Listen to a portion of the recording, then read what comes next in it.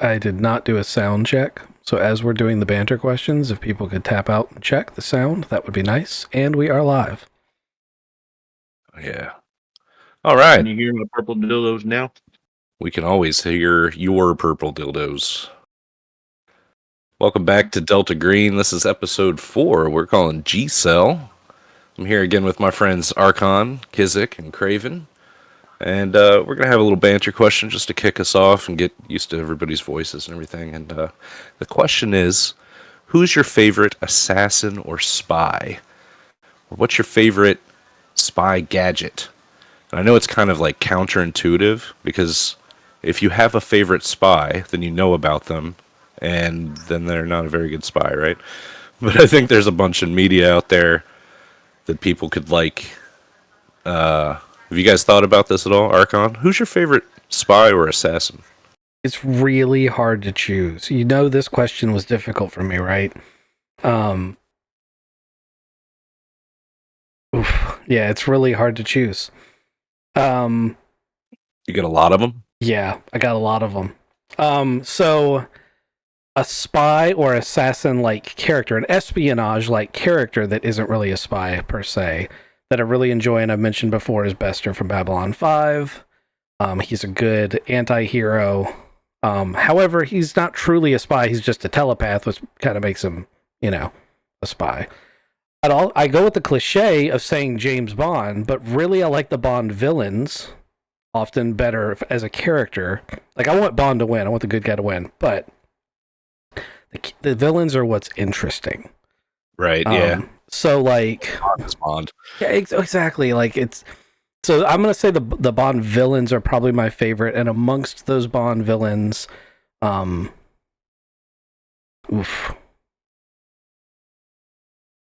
really liked the bad guy from GoldenEye.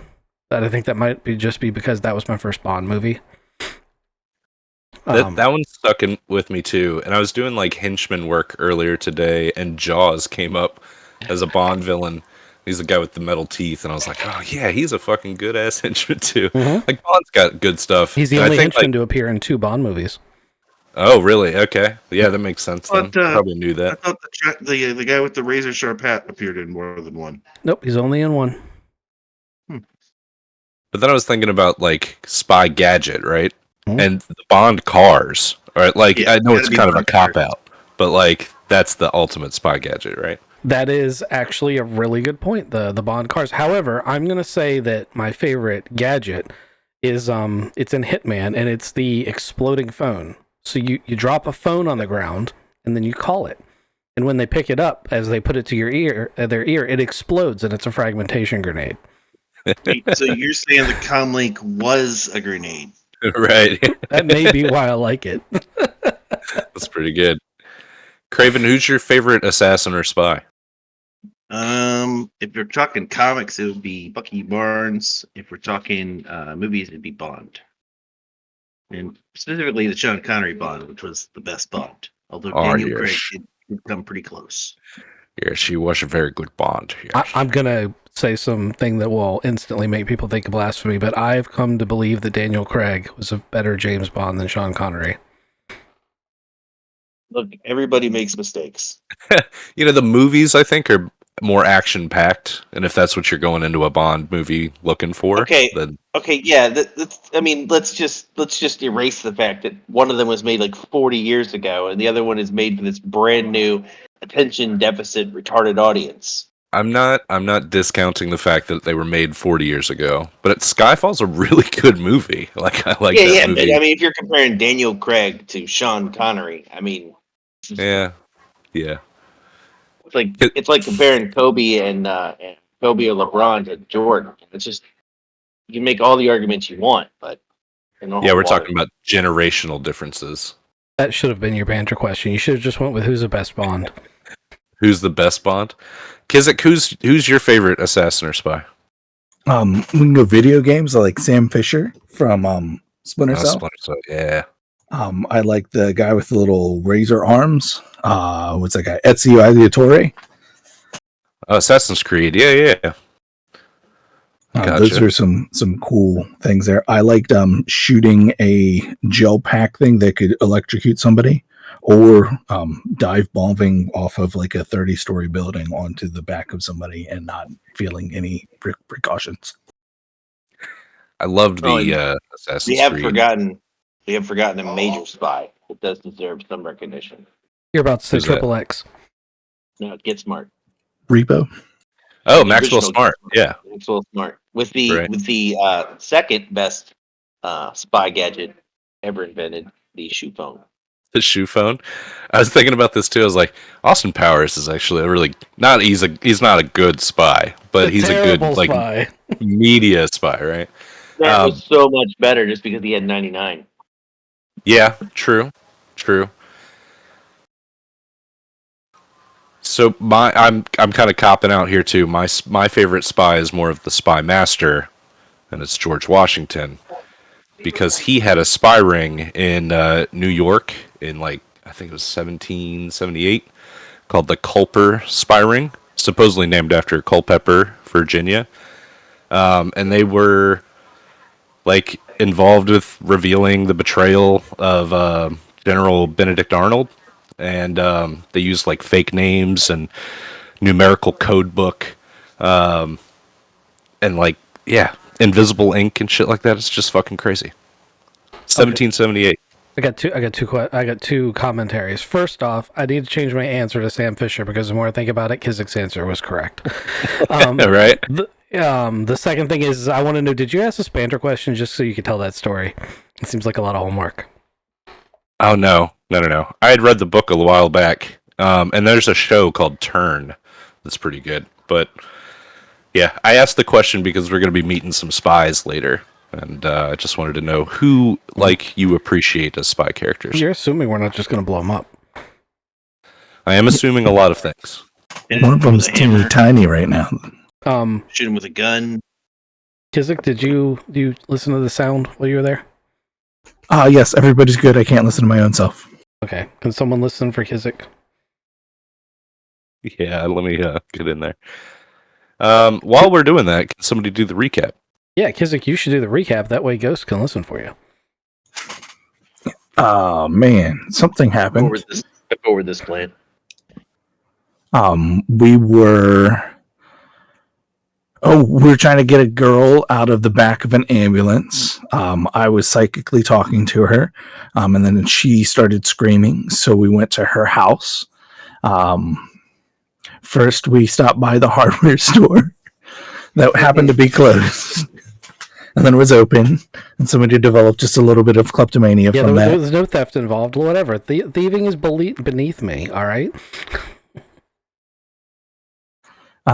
We went to her house and did some investigating, so we didn't need all of that stuff.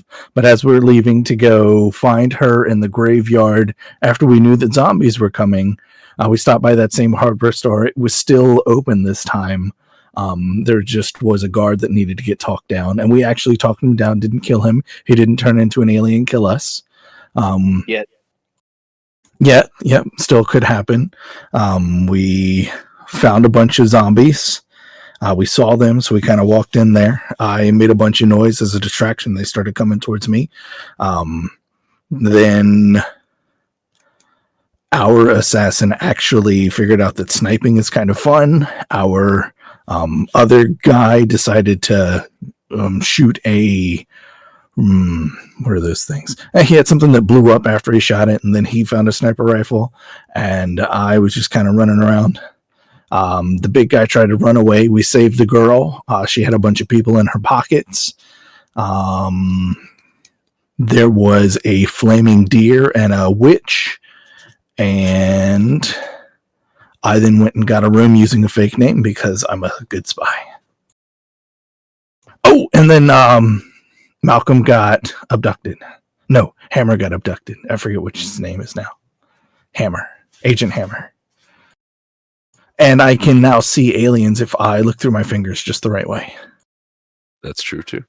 All right. So yeah, you learned a little bit of some sort of like ritual finger tutting that allows you to see the unobservable. And Agent Hammer on his daily 10-mile run got abducted into a spaceship and then saw a red-headed Yeti sitting inside this spaceship. I'm going to bring that spaceship out right now because we're going to continue on. We kind of touched on this last time where Hammer was pulled like forcefully up into this aperture, and then he was inside this white egg-like craft, and then this red-headed Yeti showed up in a spotlight and started talking to him and said, "Will you be a chosen?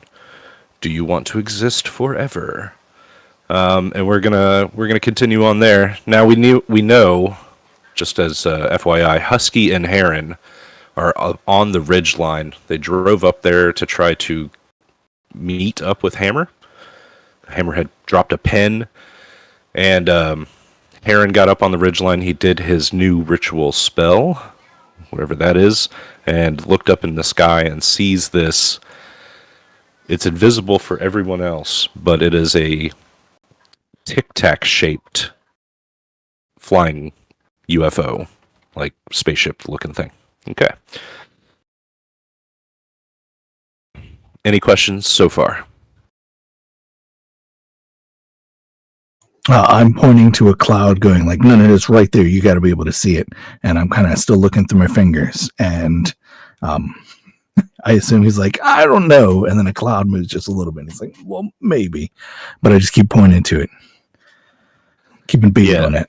If I remember correctly, he had like stripped all the pine needles off of a tree. So I'm probably looking at that going, what the shit happened there? Yeah, absolutely. The top of the tree that Hammer was holding onto has been like broken and snapped apart. There's probably like a piece of it flying or laying next to the massive tree. So, Hammer, you got abducted onto the spaceship, but I think you've got a backpack flamethrower on, don't you? Mm-hmm. So we just need to remember that. All right, so this Yeti, he continues his little speech here. He goes, "We are observers. We know that we're changing the outcome by measuring it, but you have a choice here. You could be chosen to glimpse a transcendent wisdom, cosmic knowledge. We preferred canines to go with us into the forever, but you will do fine. I recognize your blood from the desert."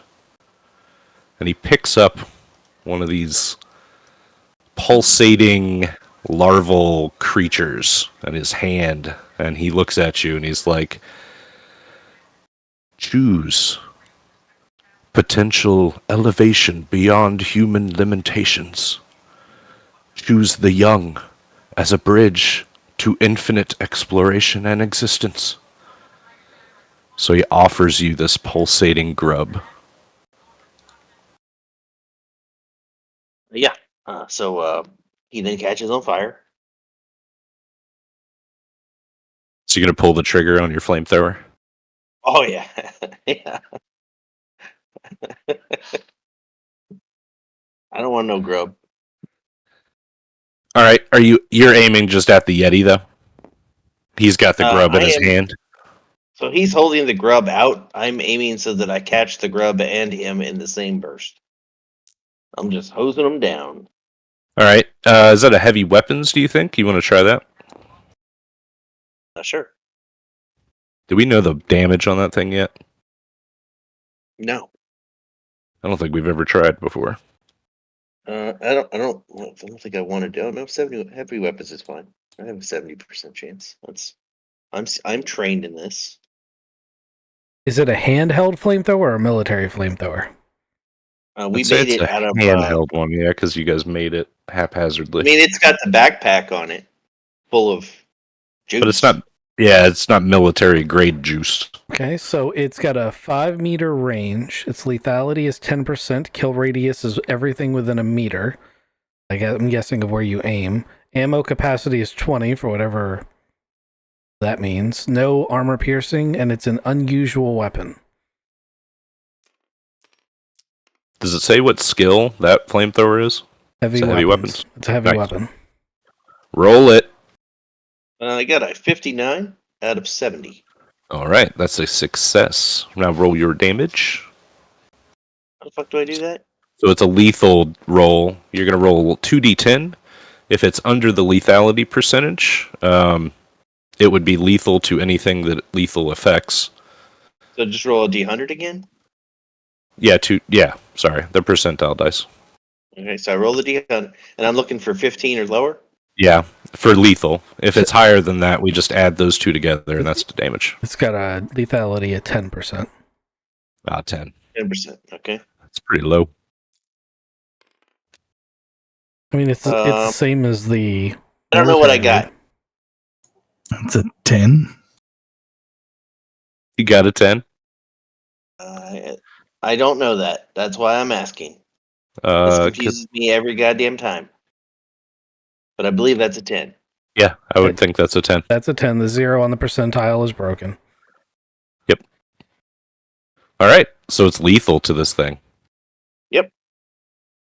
All right, so all the things in 5 meters of that thing, or whatever. 1 meter, whatever but if it's in his hand, it's within range. Yeah. Oh yeah, definitely. The pulsating grub just explodes to the heat of this pulsing flamethrower. Because it's shooting out, it's actually garden equipment, right? So it's and it's just like you're pissing fire all over this thing, and the hair of the Yeti catches a flame, and he takes some damage, and he lets out this scream. It's a roar that sucks all of the oxygen out of the room that you're in.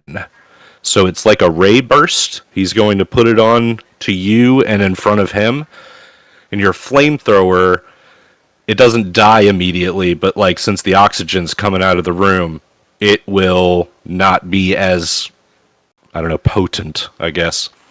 He is going to take that damage, though. You mean death? Oh, yeah, because it's lethal, right? Yeah. He's dead. So he sucked all the oxygen out, and what you're going to do for the next... Roll a con check. It's your con times 5. If you pass that, you can hold your breath for as many times as... Hold up, what is it? Get over here and look.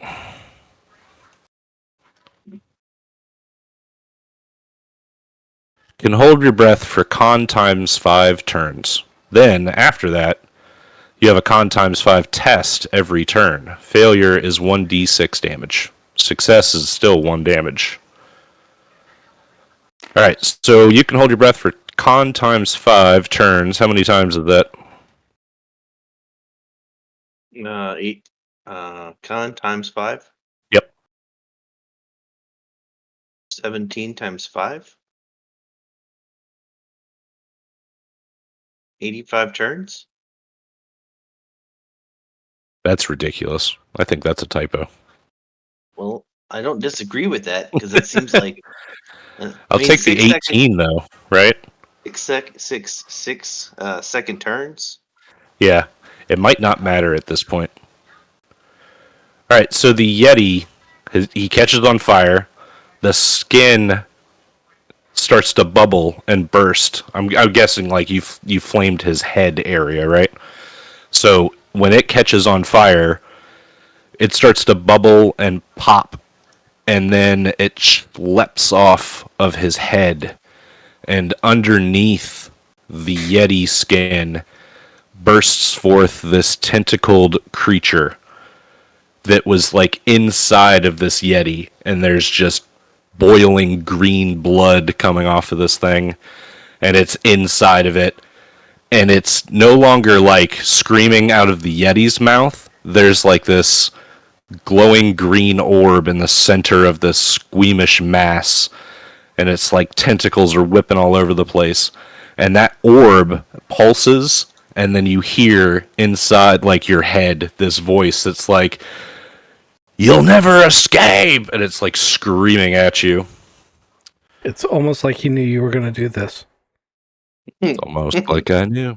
He did ask. I told him. I'm just disappointed that the fur isn't on fire. Oh, the fur's totally on fire. Let's go get a fire going. Here we go. Is there a door behind me where they ported me into? So it's just this aperture in the middle of the floor. Mm-hmm. Is the aperture open? Do you want it to be open? Yeah. All right, you're like way up in the air. But yes, it's open. You can see below you the valley moving very, very quickly, way below you, like you're 2 miles up. It shot up into the air and then crossed the valley. All right. How distracted is the thing that is on fire? Well, its Yeti-like suit is on fire, and it's not happy. It's taking damage, burning damage right now.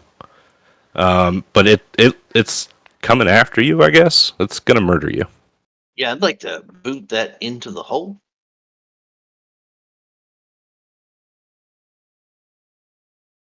Okay, give me a unarmed attack.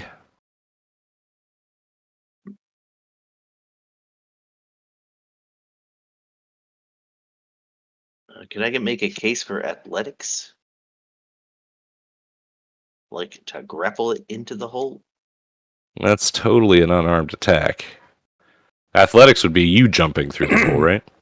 Also, do you really want to grapple with something that's on fire? I don't want to punch it either. Valid point. I also don't see... Am I missing it? I don't see unarmed. Oh, there's unarmed. Yeah. I'm kind of trained in it. I don't know. I guess. I mean, I don't know what I can do. I've already literally killed it and it's not dead. It's transformed. You killed its first form. Mm-hmm.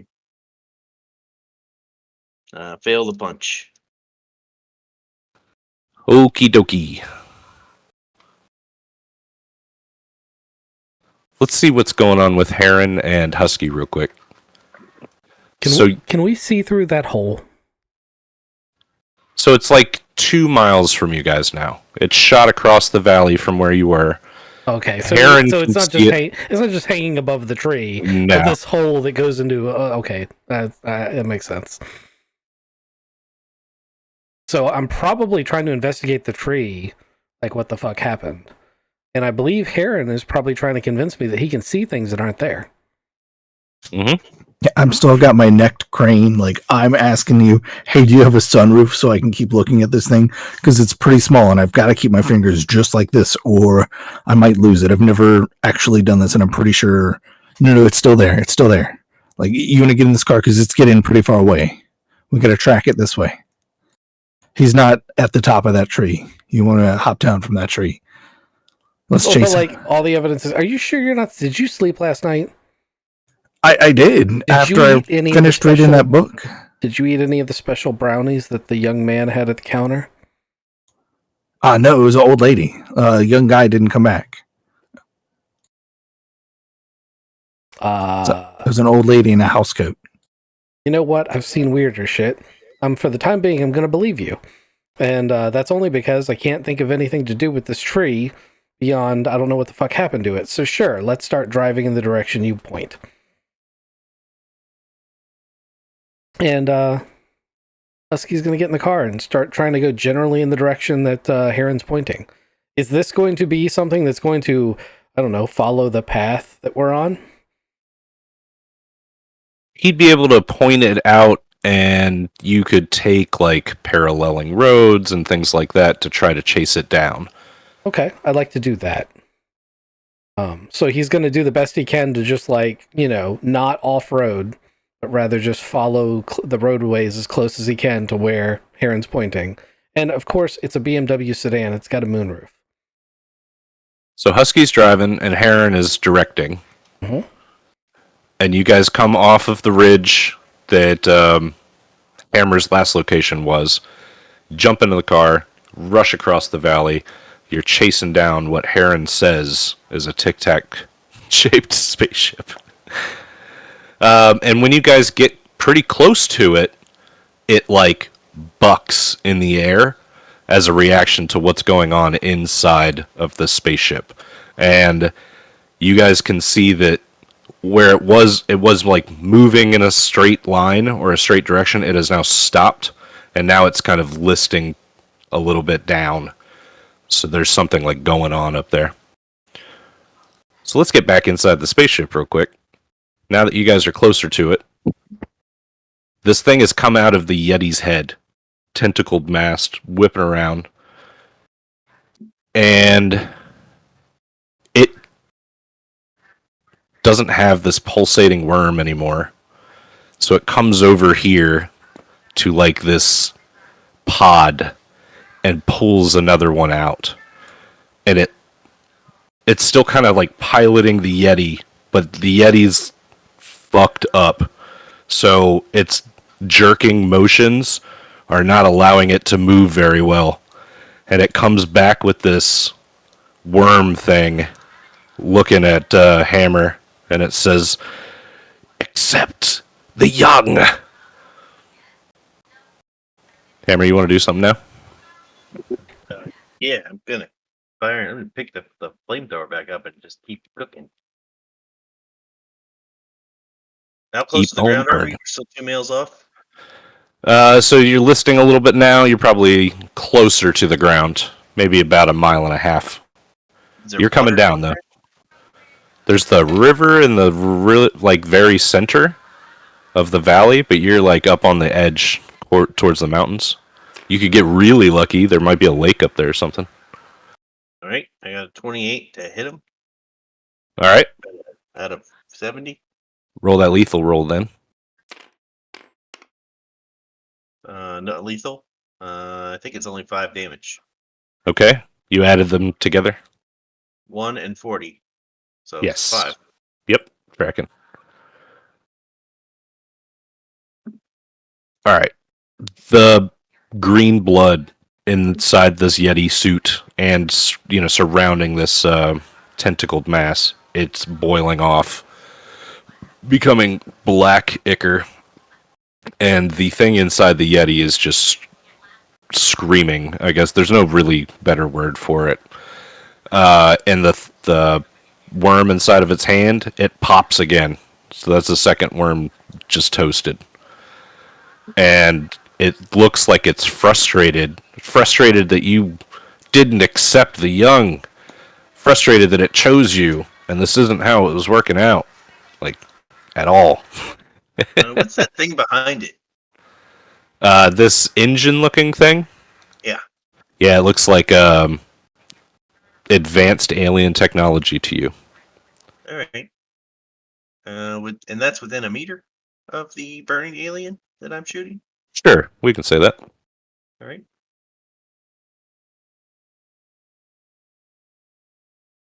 You want to take your next turn? And shoot it again. Sure, you flame it again. Yeah, I'm just gonna keep cooking it and that thing behind it where it pulled the thing from. Okay. I'm just hosing it down. I don't have any better plan at the moment. Yes, burn all the little squishy things that'll infect us. This is a good plan. Yep. This time a miss. I mean, all right. It's a really confined space and it's fire. Hey, you realize on that 10 that I rolled, not only is that a 10, that was a crit. Well, 1 is a crit, 11 is a crit, right? Because it's That was doubles. 0-0. I thought you had 0 I got and 10, a 10. 0. Yeah. Uh-huh. Yeah, 10-0. That's 0-0. That's why I said 20. I'm confused now because you can't roll a 0, but you rolled a 10 and a 0, right? So that would be a 10. Yeah, 10 and a 0 is a 10. A 0. Right, but it's also a crit. We said if you roll the same number twice, it's a crit. That would be an 11, and then your 1 last game should have been a crit.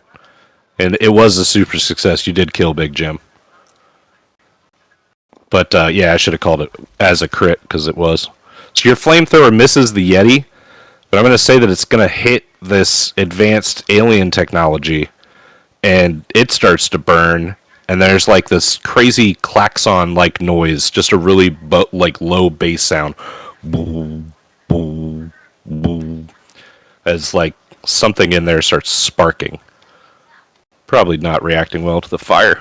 Does a giant Tic Tac appear in the air above my car? That'd be really cool. Let's do that. So yeah, a giant Tic Tac appears in the air in front of your car. Now you can at least see it. I'm right in the middle. I'm like just for comic purposes. I'm right in the middle of being like, Heron, we could get you oh shit. Like you were gonna say shrink. Yeah. Yeah. All right, so it's starting to fall. Do you guys want to try to get closer to it and just try to chase it down? Yeah, that's definitely what we're doing. In his head, Husky's like, do I have a bazooka? I don't have a bazooka. Can I make a bazooka? Probably not in time. What the shit am I going to shoot that with? You're a demolitions expert. You could make a RPG out of the shit you got. I sure could, but it's not like in 5 minutes. Not while you're driving. Yeah.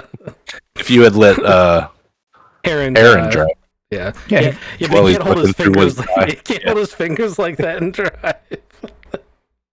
I'm still looking through my fingers as you're like, hey, I think I need you to drive. And I'm like, no, like I'm following it. And he's like, no, close your other eye. You can see it now. I can see it. It's right there. And I go, oh, what? I'll take the wheel if you want to like hop out of the seat and start playing through your trunk.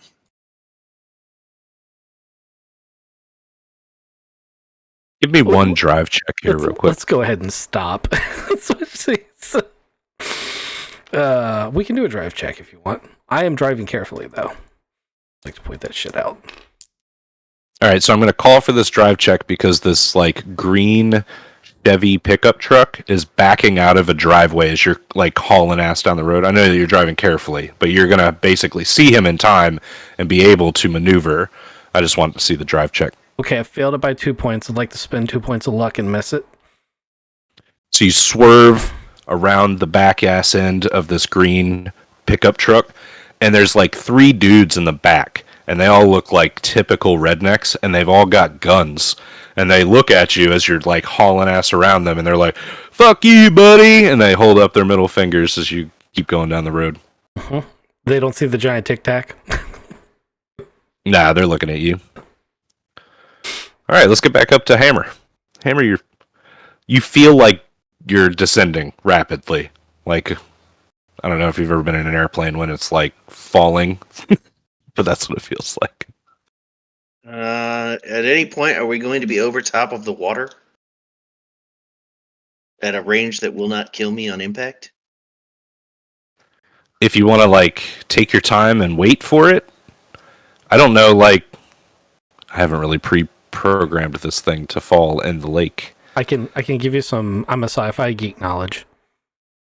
Give it to me. In order for it to be a hypothetical spaceship that travels at hypothetically faster than light speeds, it would need some sort of internal dampeners so that you didn't turn into paste when it accelerated. So hypothetically, use that a lot. If he hits the ground, as long as he's inside the ship, he should be fine up until the point that the system completely fails. Yeah, I always figured he'd be safer in the ship when it crashed too. Jumping out of it doesn't seem too smart. I highly doubt Hammer knows any of that. Yeah, it's a crashing. Great. I don't know.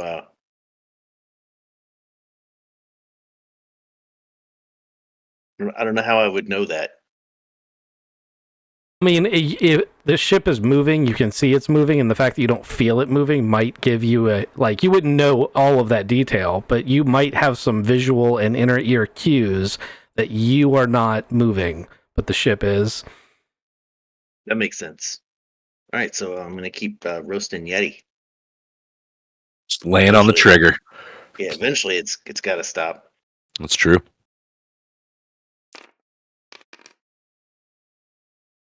23 out of 70, so that hits. Another hit. For 14 damage. That will do it.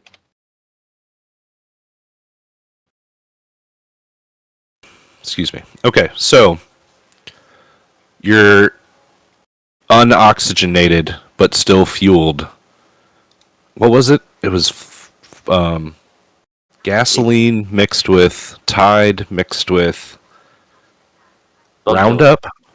Yeah, bug killer. Yeah, Bug killer? I think we put I think it was Roundup and gasoline is what I put in it, and we disagreed about the Tide Pod because making it stick is one thing, but it's got to make it out of that nozzle, and then we pressurized it with air, so it's got compressed air in it. Doesn't mean it'll burn as good as it would have with oxygen in the room, but it should still burn because there's compressed air in there. Yeah, So I don't think the aperture's open, but air's not coming through it. correct. There's like some sort of barrier that you can't see that's like blocking off air coming from up in there, but you traveled through it fine. All right.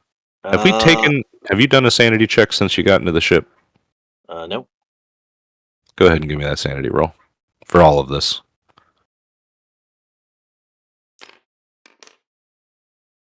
I crit failed, I think. What'd you roll? 100. Oh yeah, that would do it. That would do it. All right, give me a D8 roll. You're gonna lose that much insanity. I'm just combining all of it together. I think that was a 1. If it's a 1, then that's a crit success. I think a 100 is zeros across the board. You had 1 and 2 zeros. I think that's a 1. Okay. Yeah, that would be a 1. So that's a crit success. You're only going to take 1 sanity loss. And maybe you think this is a training simulation. Man, Dad comes up with the weirdest shit. There's its advantages to being absolutely retarded. So with that, so the evil thing is completely. I mean, it's not moving anymore. Yeah, so it's just gonna Flop over and continue burning. So it's gonna crawl out of the Yeti. So the Yeti will crumple to the ground, and there's a pool of green blood coming out of the Yeti body, and then this thing is gonna flop out of there's a fucking cavity inside of the Yeti that this thing was inside, and it's gonna flop out until it finally just expires in this like twitching, wriggling mass. And then the ship goes nuts. Like it just starts falling. You probably just see it outside that things are coming very, very quickly, like through that aperture towards you. Right. Is there anything to brace on? There doesn't seem to be much around. Like you're looking around and there's like this hanging mass. It looks like organic in one corner, and then in either corner of this thing, of the entire Tic Tac shape, are these two mechanical looking things. But when you look at them, they exist here and other places at the same time. They're multi-dimensional. That's why they're like phased in and out. Just depends on how you blink at them. It's all wonky, wacky alien technology. Okay, well, but yeah, sure, you can hold on. I'm gonna come over to this thing over here that looks like I could brace it on it and Yep. kind of climb in there. Hold on. All right, let's do this spaceship crash.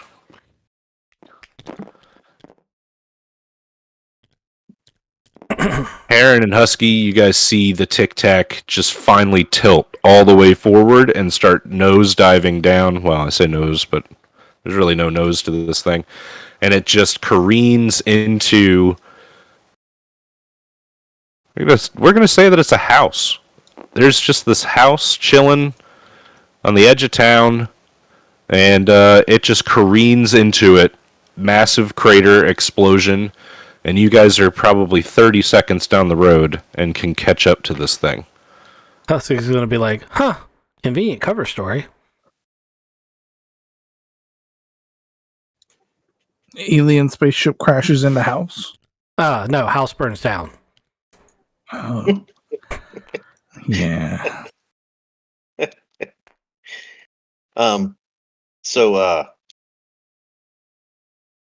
So has the fire stopped going out? Like now that the ship has crashed and the airflow is normal? So some things happen. I'm glad you brought this up.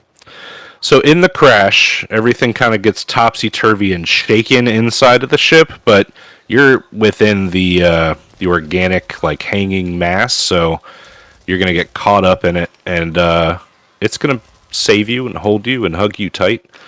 Unfortunately, the other two worms that were inside this pod, in the crash, they go through the aperture.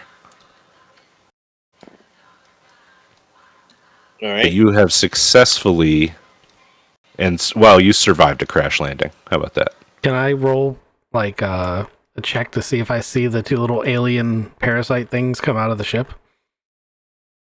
Yeah, give me, that would be an alertness. Alertness. That's the one. Sure, let me roll that. That's about a 50-50 shot. Do I get advantage because I'm still looking through my fingers and they're otherworldly? 31, I saw it. All right. And yeah, plus 20 for Kizik's check as well. So that just means your skill is like 20 is added to your skill. Yeah, I still didn't see it. Okay. Those are gross. What, did that thing just poop? I think it pooped. Let's pull over and see what those are. Let me tell you what happens. So, like, you guys see it from the outside. Craven didn't see it from the outside. This thing is, like, barrel rolling and spiraling and just, like, slamming into shit as it's coming down. And before it finally arrests, it does, like, this crazy spin, and these two little worms get ejected out. And one flies through the air and goes towards, like, the woods. And the other one flies through the air and gets picked up by a bird in its beak, and it just starts munching on it. That probably means it died. Yeah, that's totally what it means. Yeah, There's not going to be a bird with a tentacle thing in its head. Start immediately shooting the bird. Right? Okay, give me that firearms check. I don't know what they are yet. So, but like, what's going to happen is that when he does the breaking point, his obsession is going to be shooting every bird he sees until he gets that one.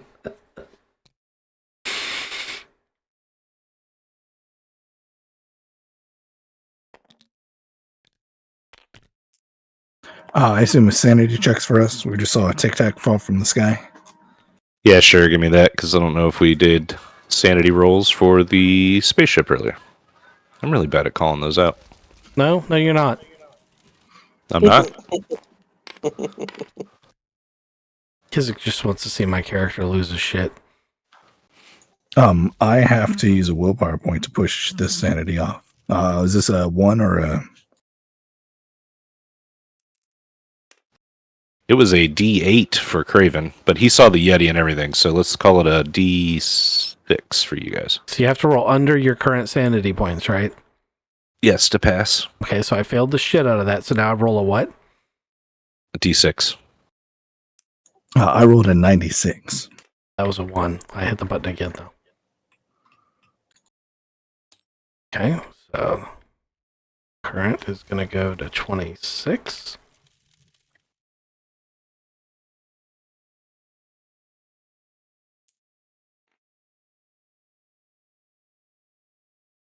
I'm 5 points away. So you guys pull up in the car. You guys were in the BMW. Husky's car right there. And Hammer is like pulling himself out of this spaceship as you guys pull up.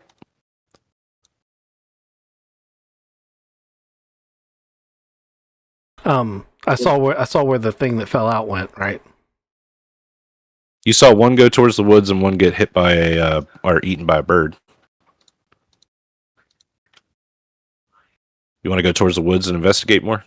I do after I establish that Hammer's okay. I've got the first aid kit and I'm running towards the pod. Chad's having trouble because, he's been a sociopath who kills people his whole life, and he's starting to feel these weird things. He thinks they're called feelings for people who he thinks he's supposed to call friends, and he's having a really hard time adjusting. So he's struggling with it a little bit. I got him. Go shoot the thing. Yeah. Hammer crawls out of the ship. He's got his running shorts on and his flame pack. That's it. I mean, running shoes too, I guess. No shirt. I thought you said No you were in shirt. like your athletic clothes and you just Yeah, carried yeah. a flamethrower. Yeah. No shirt, just a flamethrower. So Husky's gonna go look for that thing. Heron says he has it. Got the medical pad. I look him up and down, and Hey, did you see where the two that got out went? I there's a ship falling out of the sky. Chad's going after it. Are you okay? Follow after Chad, Okay. wherever that is. I don't know what direction that is. I put him over here, but I don't know where the woods are that he was pointing to. Yeah. Yeah, that's From my- perfect. That's fine. All right, both of you make another awareness. Okay. Actually, no. No, you know what? I'm not going to make you roll for it. You hear the roar of a bear. Oh dear God! I hope that thing isn't a bear.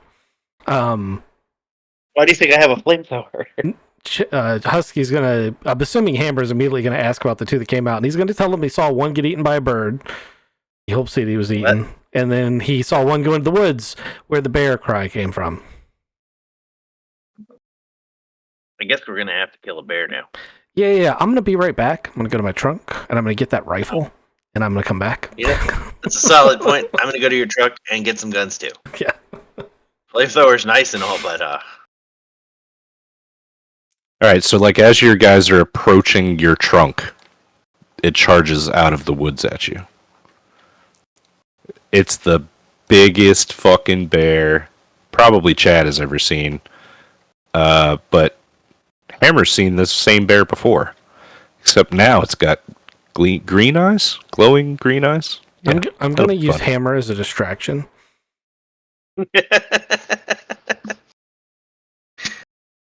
that's fair. All right, at least let me get one attack off this whole episode. So it charges across.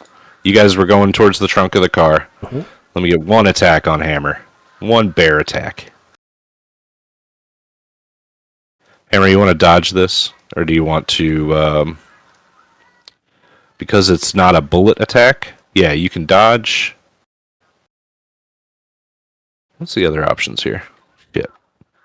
I should probably know these things.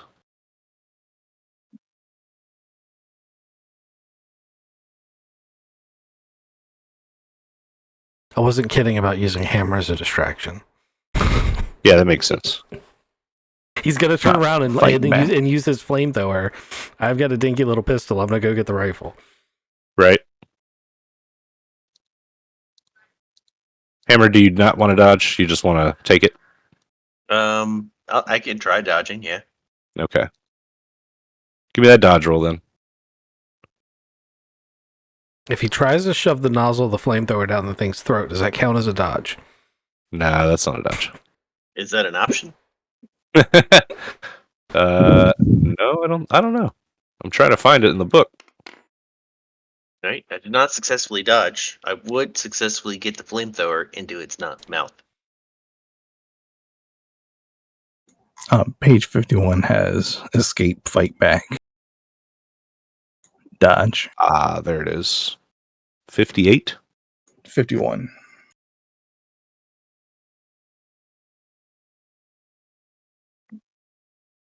So yeah, you want to make this a fight back roll? Yes. But that's only with unarmed combat or melee weapons. Hold on. Flamethrower can be a melee weapon. I mean, if you want to like stick the barrel in.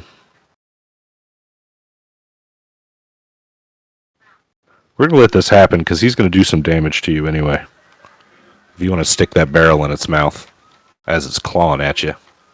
Cocaine bear style. All right. I still have to roll to see if I hit you. Let me do that. I hit you. That's a big burr. He's got way too many claws. You see that shit? Look how many fucking claws he's got. Jesus. He's a fucking bear. Look at how many fucking claws he's got. That's way too many. It is a significant upgrade from a normal bear. Right? Cat bear. God, look at his teeth too. Like when you look closely, he's got extra teeth too. Yep. He's like the fucking alien from Aliens. He's got like a second little chopper in there. Right? And it's green. Does he spew acid? Oh, well, his blood is green right now. You'd see that as, like, Hammer's got the barrel of the flamethrower in his mouth, and he's clawing at fucking Hammer. Hammer, you're going to take 10 damage on this. But you've got the barrel of the flamethrower in his mouth. As his claws just rake into your back, or onto your side. He's got you down on the ground, right? You said Bear. 10 damage? Yeah, it's 10 damage. Ouch. That's like half my. That's more than half my hit points. It is a bear, but still, ouch. That's Okay. Delta. Right? Note to Yeah. self: do not get hit by that fucking bear. Don't get hit by a bear. That's more. That's more than half my damage. If only I'd have an option not to get hit by a fucking bear. No, I said dodge. You wanted to fight back. Now you fight back. Now you got the barrel in his mouth. Pull the trigger. I feel like you don't understand why I fucking hate these games. You can't do all the things. No. It's not supposed to be an action game. Yeah, it's awful. We're trying to make it an action game. All right. So I think this is where we say. So anyway, we started blasting. Yeah. Pull the trigger on that flamethrower. Flamethrower lights the bears up inside.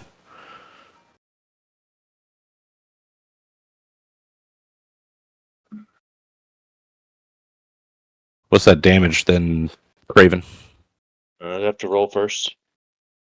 Oh, I figured you're gonna get an auto hit because the barrel's in his mouth. All right. That was why you took the 10, right? Damage is 8. I could have dodged it anyway.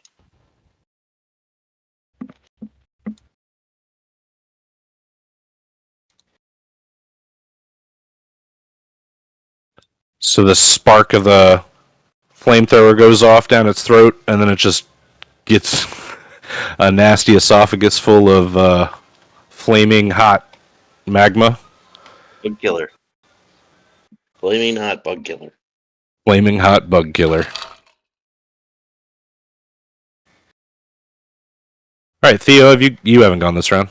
You're top of the round because you're Dex order, and then we're gonna go all through you guys. I believe Theo is AFK. Oh, then Husky, give me your shot. Okay, so I grab gun. I'm gonna aim at its head, but it's a big target, so I don't care if I hit its head. I just don't want to hit Hammer. Does that require me to take an upgrade? Are you calling your shot to the head, or are you just saying you don't want to hit Hammer? I just don't want to hit Hammer. All right, then you're not going to take any penalties or anything, but it's, yeah. Okay. Just take your shot. Alrighty. So, I need to do less than an 80. It's pretty good. Unless I roll a 95, which it did. So I miss. That does happen. There was a 20% chance. I think that's the first time I missed with that rifle, though.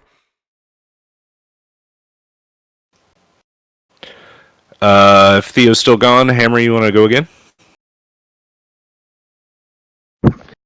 Yep.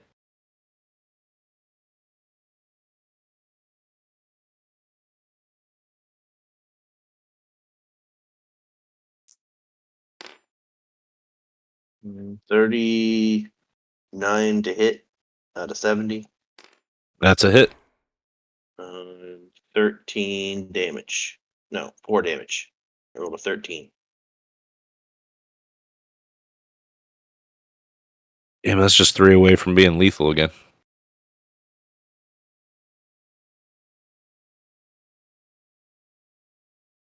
It backs off of you now that it's got fucking throat full of fire. It should have backed off before. Green blood's just pouring out of its fucking mouth. And, well, shit.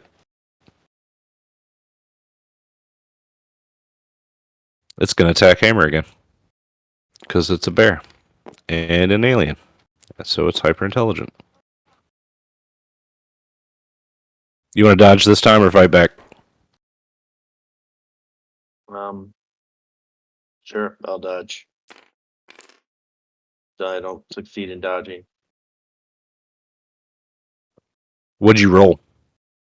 71 out of 30.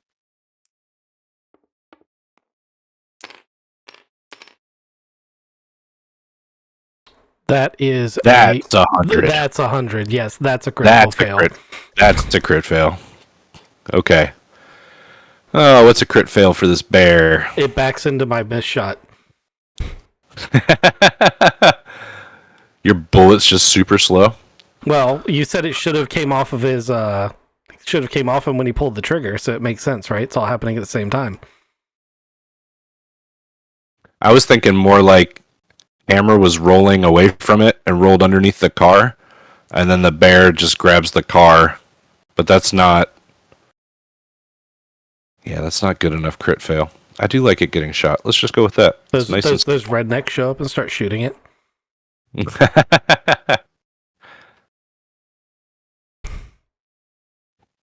Roll your damage for your shot then. Okay. This one's D12. It's got armor piercing 5. If on the off chance of this thing, oh god damn it! I rolled a 1. It's got armor piercing 5. If that means anything. But it's 1 damage. Yeah, dice hate me today. Is Theo back yet? Yep. You get 2 turns. Yeah, I think you get 2 turns here, Theo. This bear has mauled Hammer and then got shot by Chad. Theo's looking at the, like, this is an actual, like, crashed alien artifact. Like, this is really cool. Rawr. And, like, no, like, oh my goodness. And he turns around and just pew, pew, 2 shots from his spiky bulleted gun. Roll that. 20 out of 68. Oh man, I'm getting better at shooting. Hey, that's a pass. I have to find my pistol again.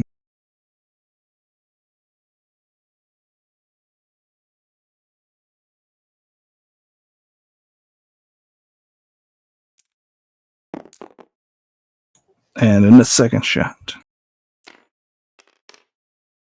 92 out of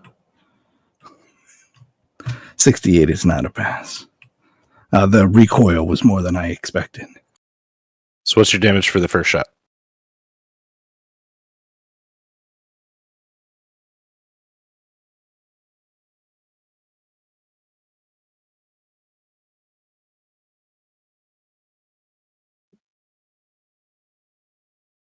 Sorry, I'm looking at the things. Oh, okay. This is where we'd have a professional editor come in and kill all the dead noise. We're trying to flip through books. That's 4. And it's the armor piercing one. So I think that's armor piercing 2, maybe. So I think that's right. that sounds right. Were you looking for the firearms thing? Because I have the book open to the like firearms page over here. Page 97. I found it. Yeah.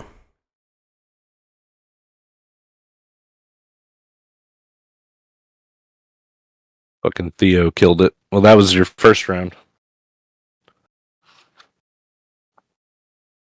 So it never even... Oh, shit. Now it's all fucked up. All right. So, yeah, let's just say Theo kills it. Pop, pop. Only the first shot hits it. And its green blood is just leaking all over the fucking place as it staggers and dies. You guys killed a bear. So like, A craw bear. does it happen that fast? It doesn't. It doesn't happen that fast. That bear didn't have green shit going on the last time I saw it. Are there more of those things on the ship? No, I killed most of them. And Getty. Hey, Theo, are you able to do autopsies? Those things? Yeah, like some kind of forensics thing. Yeah. Could you like dissect this thing and figure out like could it have taken over that thing that fast? It's a grub. The Yeti tried to get me to take one. Yeah, but like, what if that one was already full grown and the one that fell out is still alive and in the woods? You guys want to go search for that? Or no, first give me a hand with the spear. Put it up on the hood of the car. I didn't mean the. Oh, that's right. I don't know about the already extracted one in the ship.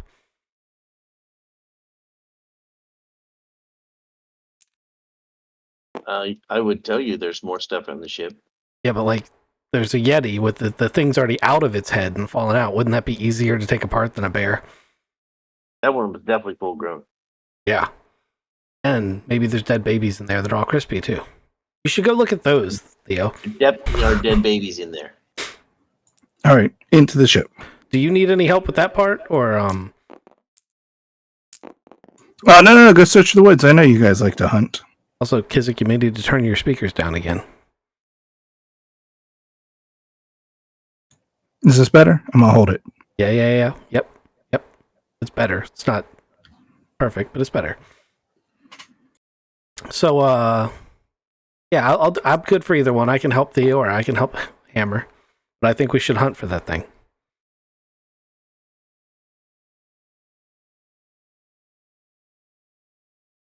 Okay. Theo's on the verge of madness as it is, so he's just gonna crawl up in the pod. Probably not going to make you feel better. Right? I do give you the heads up that there was a Yeti in there. It's a barbecue now.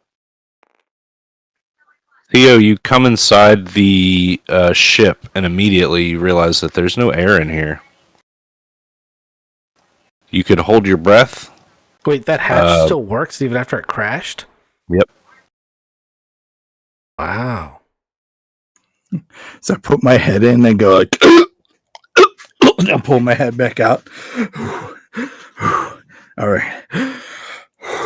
Must be a positive pressure thing. We just need to take a little bit of C4 and blow a hole in it. Probably need to take a lot of C4 and just blow it up. We're going to get to that. I put my head back in and I look around and I'm going to grab something to pull back out. Give me a search roll.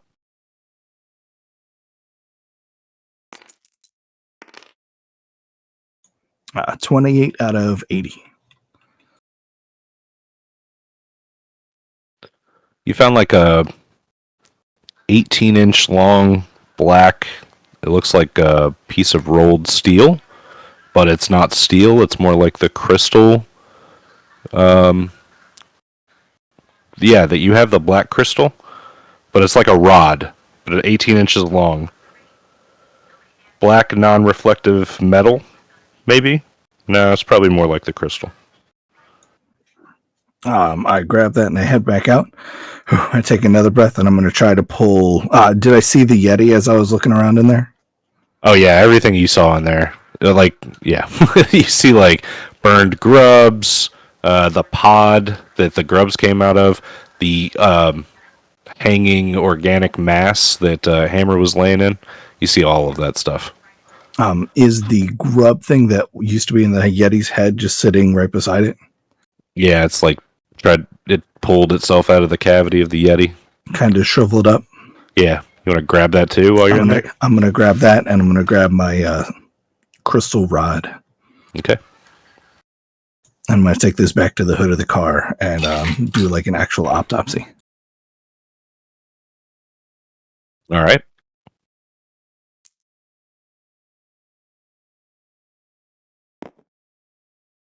While he's autopsying, I'm going to be snipe hunting with a hammer.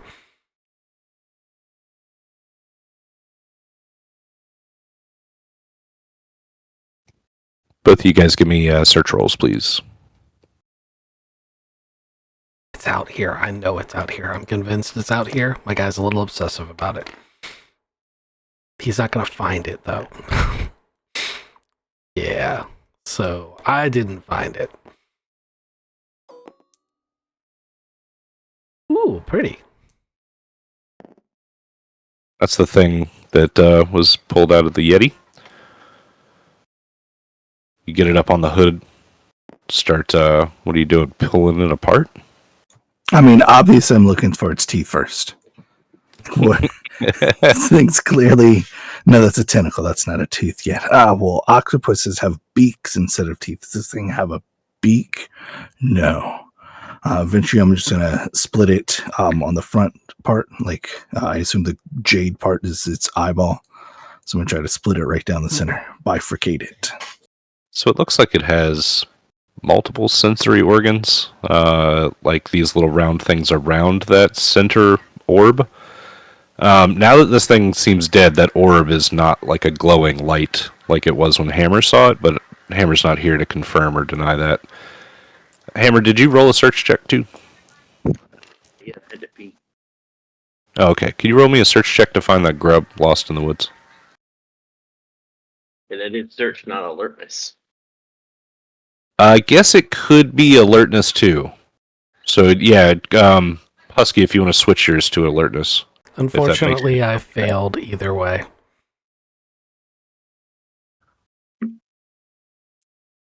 Hit me. Also fail. Okay.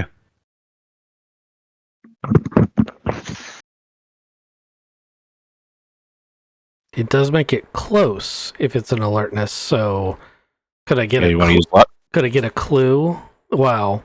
Could I fail to find it, but get a clue that there is something out there? You could see like a little squelchy trail of green blood that didn't come from the bear's direction.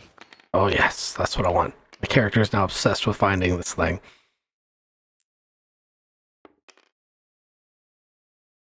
Give me a D6 roll.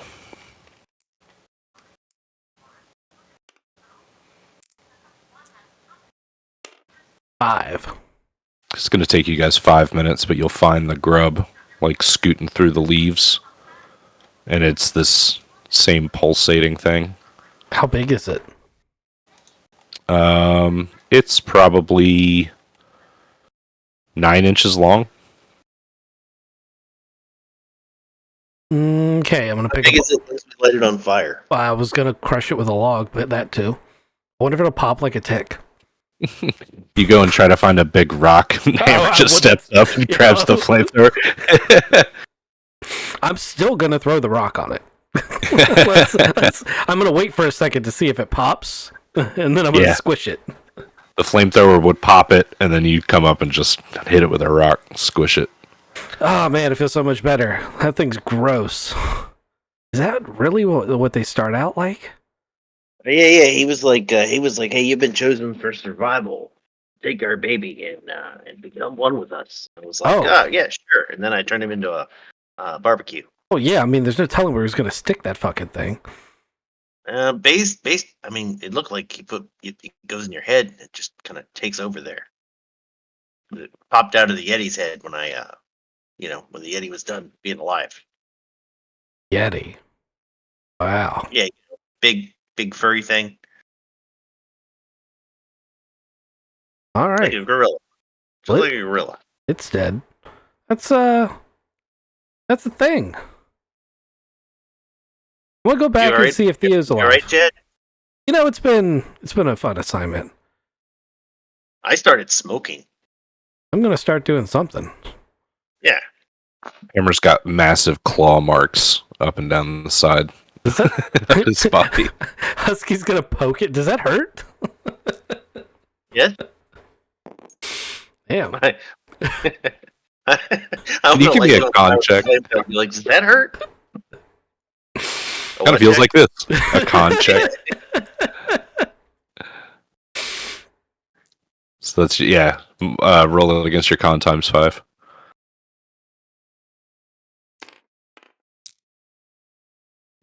I'm good. So yeah, he pokes it and you're like, I'm going to fucking catch you on fire. Well, Chad's gonna be like, we should probably like bandage that and, You think? Yeah. I'm really surprised you actually came out here to help me look for this thing while that you're bleeding a lot. That was just from the bear. The Yeti really do anything. Oh, that's anticlimactic. I'm Yeah, assuming no, by this point we get back. Yeah, the Yeti was like, "Here, have this thing," and I was like, "No, you have this thing," and then I lit him on fire, and he died. I mean, he tried to give me another thing. He didn't even try to fight. He just tried to give me another one. He's like, "No, you will take this." I was like, "Not really. I'm good, man." Huh, I didn't expect him to be so polite. I don't know if polite's the right word. Kind of single-minded. Almost We like get back and Alien. we get back and that thing's on the car. Like, yeah, that's what was in the Yeti's head. Holy shit. It's probably now in like many different pieces. Yeah, he's got it cut up like calamari. I've got a holding a like pin light with my mouth as I'm cutting into it. I look over at you guys. I go, this thing doesn't have a lot of teeth. Oh, hold on, let's check it out. This thing, it's got weird teeth. Let me see what I can figure out from here. Hey, Harry, I had like 20 tarps in the trunk, right? Like, I'm a hitman. You didn't have to like cut my paint job up. That one bit was glowing too. The center, like eye, like area. Yeah, I guess that's what that is. I just rolled a 27 on my forensics. What do you want to find out? I'm going to use the crystal staff and one of the crystals. I'm going to see, like, does those react to this thing's anatomy? Or are those just I don't know. Actually, no, I want to see how long I would guess this thing has been alive. Like count its rings? Counting tree rings or like teeth rows, or there's a lot of. Did you guys know that sharks have rows of teeth and that they can constantly grow forever? Does this thing have rows of teeth? I don't know.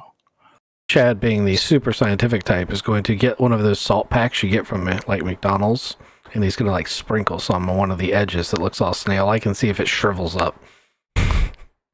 It does not react to your salt. He's going to look at Heron and be like, "What? Just What about non-ignited bug killer?" Oh, yeah, good call. We got some of that. It's dead. It shouldn't react to anything. Yeah, what? We're helping. Yeah, we're helping. Damn it. You know how you guys are always telling me about the agencies? Well, like, forensics is very... Oh, he's just touched it again. I'm hosing down one section of it with the bug juice. You're bleeding on it. Oh.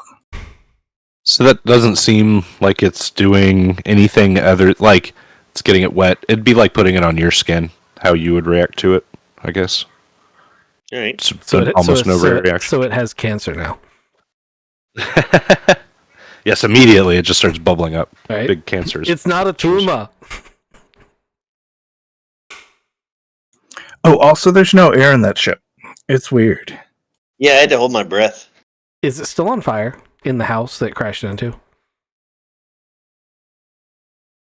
Like external, yeah.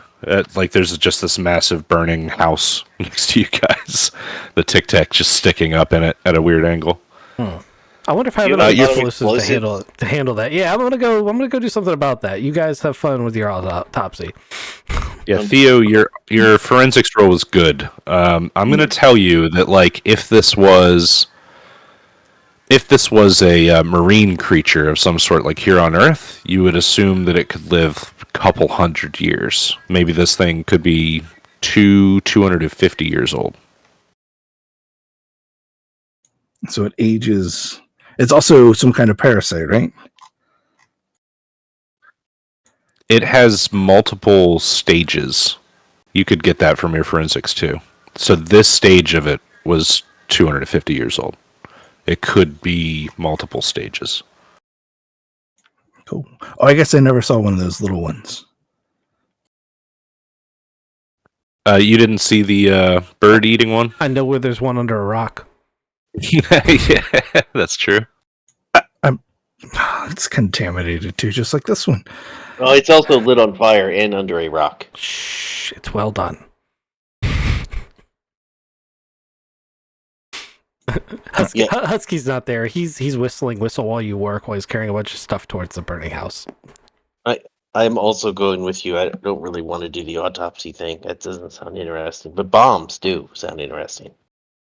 Let's go find a gas main. Hey, Hammer, but can you make sure the house is not occupied while I work? Because there might actually be people who need rescuing in there, and it just occurred to me that I'm supposed to care about those things with this job. Yeah, I'll go make sure they're taken care of. do you rack your slide when you say that? Yeah. Also, I'm gonna find a garden hose. Okay. I'm gonna find the gas line. First off, are there people here? Husky just hears 3 gunshots.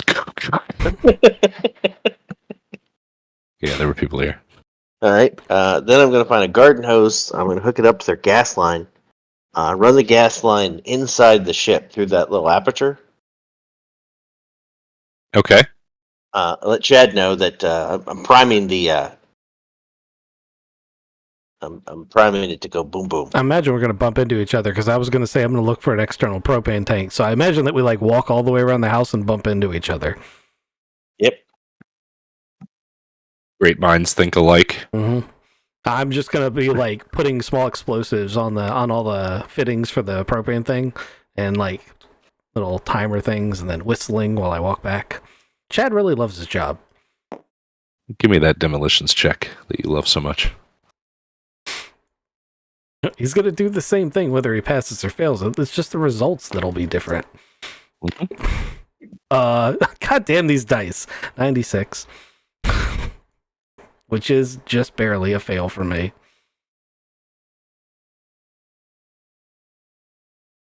Okie dokie. I mean, it was probably going to blow up anyway, right? Oh, it's definitely going to explode. That's not the that's not the problem. Hey, on a plus side, my demolitions went like perfectly. Yeah, what'd you get? 41 out of 60. That's pretty damn good. That's good. All right, so I think the consensus here is that everything will explode. What are you doing with the alien corpse? You bagging, tagging, bringing that with you, Theo, or what's going to happen with that? It's going to get tossed back into the inferno. You don't even give him a choice. We're not keeping this.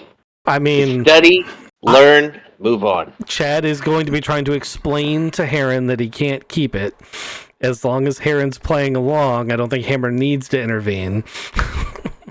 So Theo turns around and he's like, all right, cool. So we now know that there's an alien-like thing. So let's go search that ship for a whole bunch of like really cool words or like, we're going to learn so much from this. Hey, and Theo. he turns around. That's not going to happen, bud.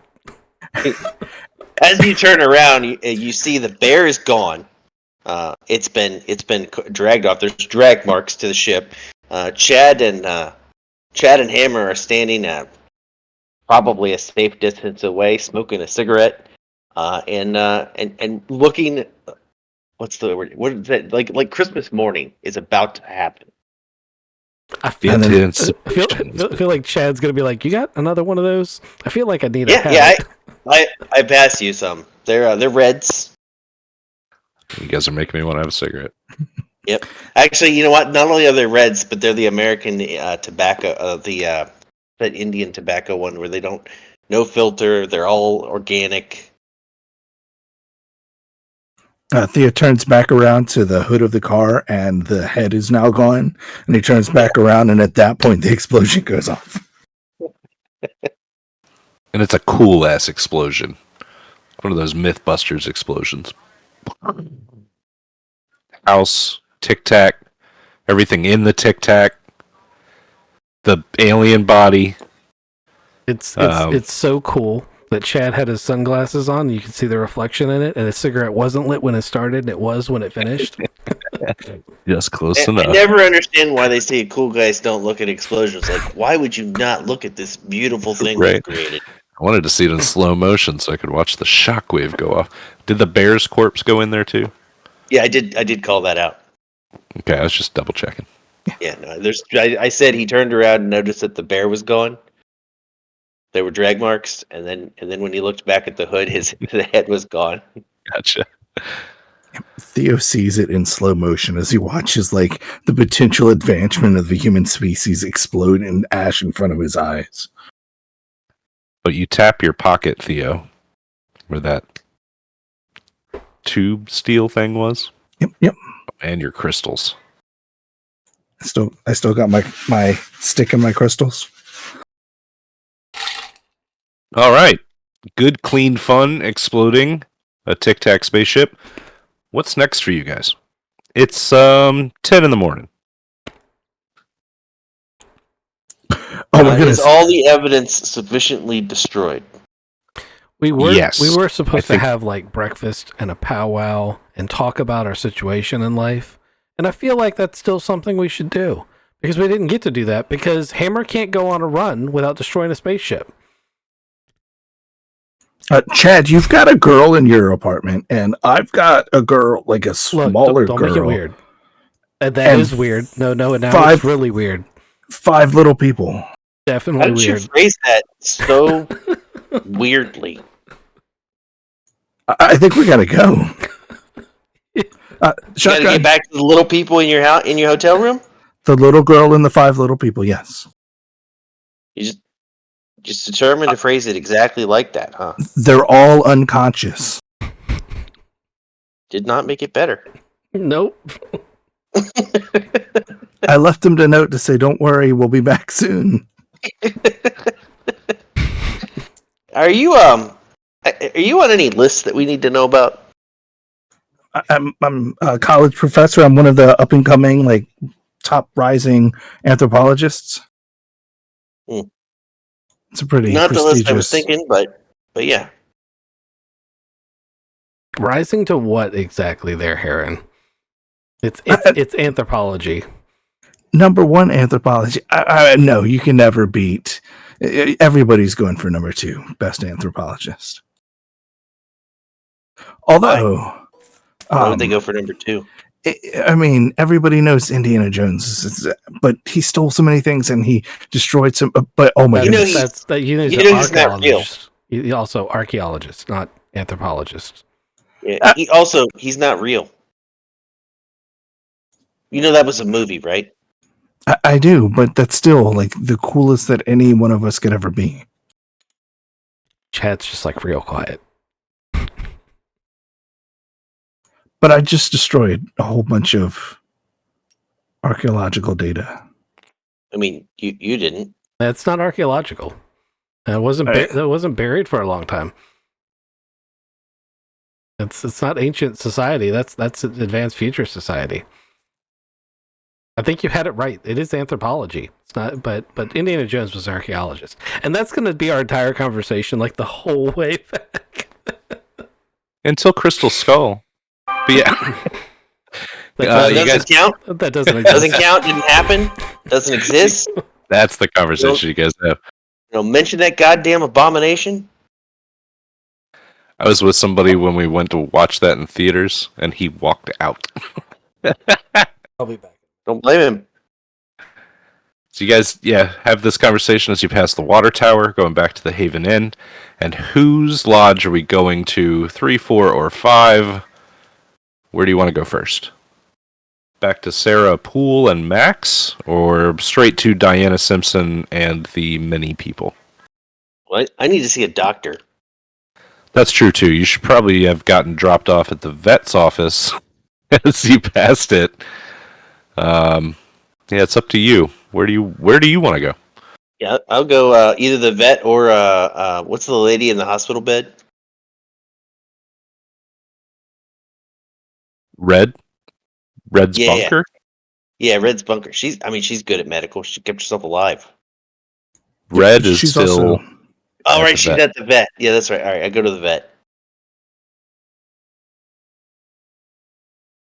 Awesome. So yeah, Valerie Boone, the veterinarian, she'll be like, "Oh my god, you come in here. What happened? Bear? Is this a bear? Oh my god, he's got way more claws than he should have. I'm a veterinarian. I know what the fuck I'm looking for." But she sews you up. Bear. It wasn't a normal bear? No, it had more claws than it was supposed to, and also it bled green blood, and also, did it talk to us? I don't think it talked to us. But like that dog that was in here that you took care of? No, that one was friendly. The bear tried to kill me. The Doberman that was in the cage here at the vet that you took out and blew up with a that grenade? dog did not try to kill me or try to talk to me. But it was like the bear. Green blood I and all. believe that is a possibility. I didn't really give the Doberman a lot of time to behave like the bear. Yes, that is something that you do. Anyway, she'll You want stitch to you be up. thorough. You want to be thorough. You want to nip it in the bud. Yeah, thorough. All right, so she will sew you up. She's going to do a medical check on you. Oh, it's pretty good too. You're going to regain some hit points. I want you to roll it. Go ahead and roll a D8.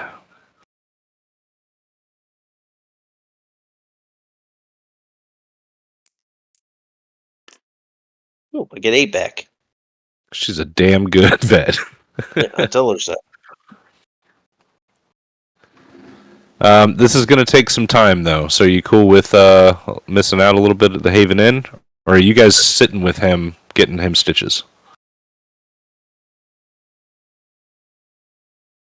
Do we want to separate this party? I mean, we've got FaceTime on these burner phones.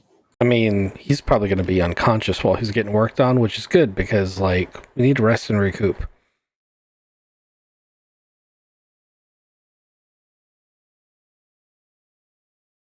Yeah, he did run 5 miles and then get abducted by aliens.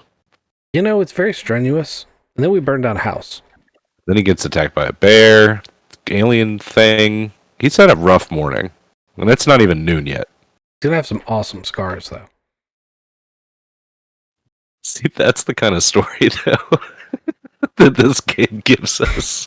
Like, I know that, like, yeah, dodging the bear kind of sucked, but this is fucking ridiculous.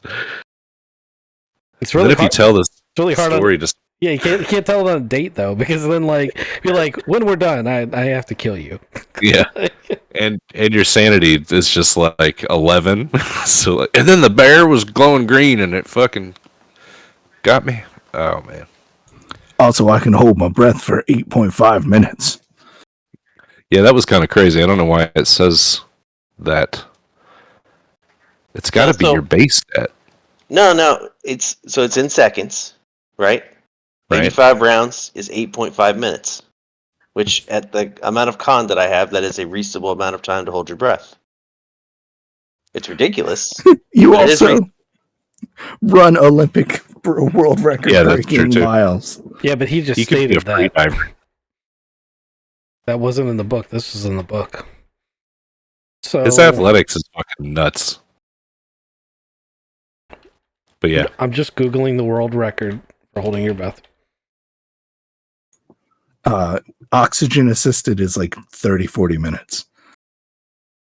24 minutes and 37 seconds. I think he could do it for 8 minutes. me sitting over here as a smoker, I can't go 30 seconds. It's terrible. All right. So, which lodge do you want to end up in? Diana's? Which is actually Theo's? Yeah, mine, please. I'd like to go check on my guest to make sure she's still sane / alive. Are we doing that at the same time Theo goes into his room? Sure. Well, we're just going to see if they want... So we are still planning on going and like having breakfast and talking our scenario, right, Theo? Yep. I just need to make sure all of my small things are still unconscious. I'm going to make sure my guest is sane.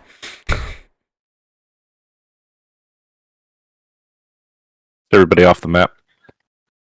Yes, I is. As are they.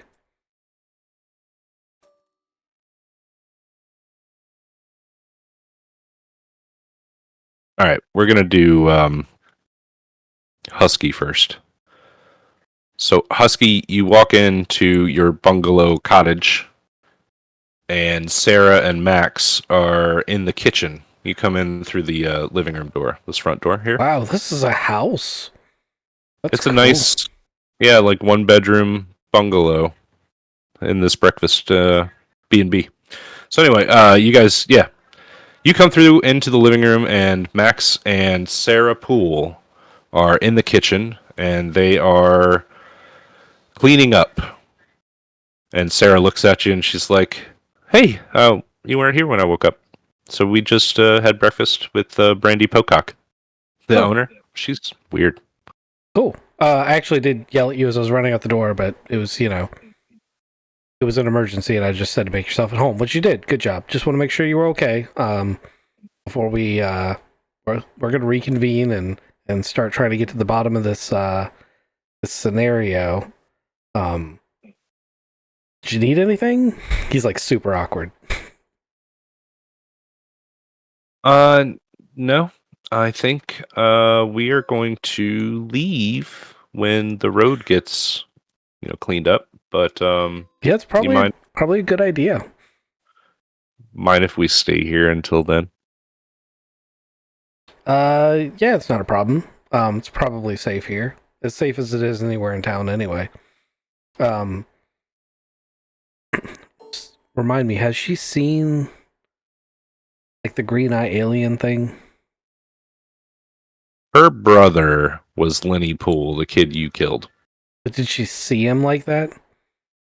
Yeah, when he came back, he just kind of appeared in their backyard and then walked in and had dinner with the family. And then the dad kind of freaked out and was like, "Okay, we need to call the ambulance." So she's seen Lenny. Okay. She's also seen the witch. It's unconfirmed if she's seen the flaming deer, but she was in the cage just last night. It's okay. Her mom Chad doesn't think there's a flaming deer. He thinks that Hammer caught it on fire with the flamethrower for funsies. True. So, okay. Yeah, he's just gonna be like, all right. So, anyway, we're taking care of the weirdness as best we can, and it's just coming by to check to make sure you were okay. And just gonna grab this bag of guns here and head on out. Cool. Max is sitting there wagging his tail. It's a good dog. He pets Max before he leaves. All right. Chad's done his awkward social thing. Wasn't that fun? RPing so much fun. Actually, it's easy to RP social awkwardness because I am in real life. So that was Right. that's easier than most of the encounters. Well, let's see if Theo has a good time. Theo, you walk up to your bungalow's front door, and you unlock it and open it. I knock before I open it. I go, "Diana, are you in there?" And then I open it slowly. Okay. Oh, it'd be fun though. Okay, so yeah, you open it slowly, and instead of this living room, you're looking out into a street in Japan. Or some, like, I don't know if you're super familiar with Japan, but you'd be seeing Japan on the inside of this building. And if you step through the door, you'll be in Japan. Roll sanity. Yeah, go ahead and give me that. 51. Is that a pass?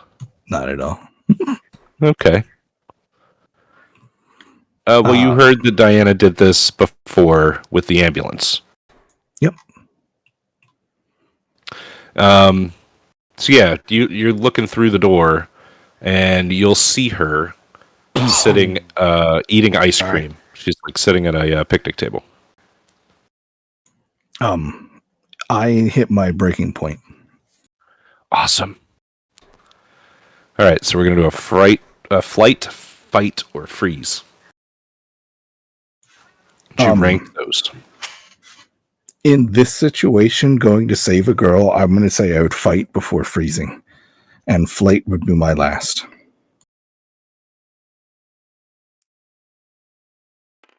Okay, so 1 and 2 is flight. 3 and 4. Freeze? Is that what we're saying? No, Yep. freeze is your most likely.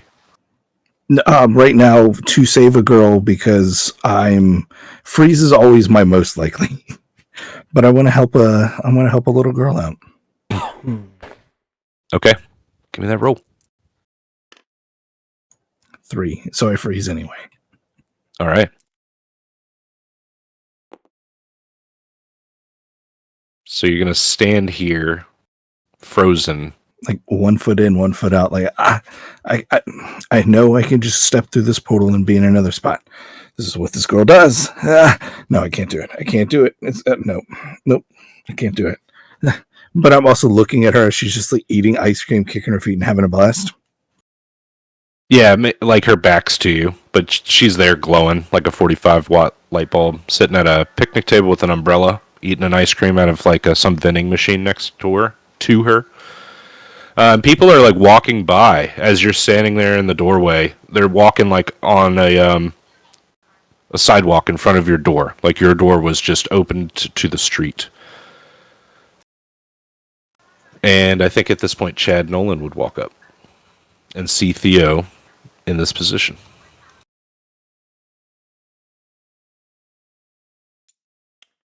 Okay, so you want me in my breaking point too?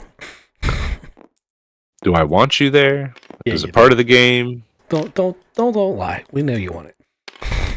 I mean, It's okay. I passed my sanity check. that's awesome. What? That never happens. It's 21. That is good deal. I hear chick behind me. No, I reach around Theo. No one's gonna say anything. Okay, and I close the door.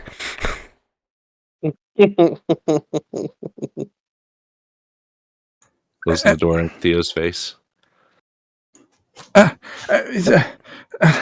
Diana's in there. Yeah. In there. Yeah, I saw that. But you see, that just means that we're not gonna touch that now. They're happy. Things are working for them. She has information. She could tell us about the thing that I dissected, and did you see that there was a death metal poster right behind her? Like she's going to just go see them live. Well, then she'll be back later to ask us questions for. But did the people see me? As they there were people walking. I don't know any Japanese. Oh man. Also, did you hear that there's a new member of death metal?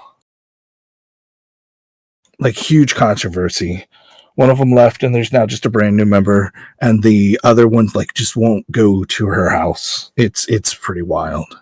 Oh, baby metal. Yeah. Oh, is it baby metal, not death metal? Yeah, they're That's called vastly different. Yes, yeah. No, my phone now gives me baby metal updates. Oh no, really? Yes, for real. They have a brand new member, and there's like a whole bunch of people that are mad about it. You Googled it once, and now it will forever be in your phone. I think we should just go in and talk to her On the streets of Japan. I mean, we also can open the door and. Oh, can we? Can we just walk back through the door? You're sure about that because you know exactly how all that works? Or should we go to breakfast, talk about our scenario, go recover our teammate instead of being on the other side of the planet when we can't find our way back? I'm gonna write a note on the other side of the door and close it back up. Say, hey Dan, this is Theo. If you want to be in my room in the future, we can talk. I'm glad that you're okay. And I'm glad those zombies didn't kill you. Maybe not that last part. He writes it in English. It'll be all right, maybe. That's the only word the Japan Oh yeah, knows. that's true. Zombie. Oh shit, zombie. It's only the Godzilla. It's only the international trade language. Most countries have people who speak it. True. All right, so your plan is to go to breakfast. That's great. Yeah, we're gonna get that breakfast no matter what. It may be 3 a.m. at an IHOP, but it's gonna happen. It's like the scene at the end of the Avengers where they're like sweeping up all the carnage. And the heroes are all sitting around the table eating. We are going to Denny's. Shawarma. Yeah.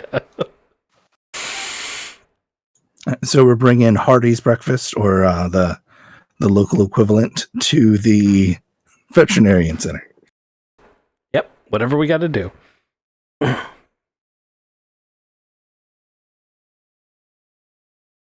right, so we're going to the vet's office, is what I hear. But we're taking breakfast with us. Mm-hmm. Good deal. We got to regroup and figure out our plan. We got to have a plan. Plans are important. I'm going to spend the whole time we're getting breakfast explaining how Husky kills people by planning meticulously and then planting a bomb in their room at night.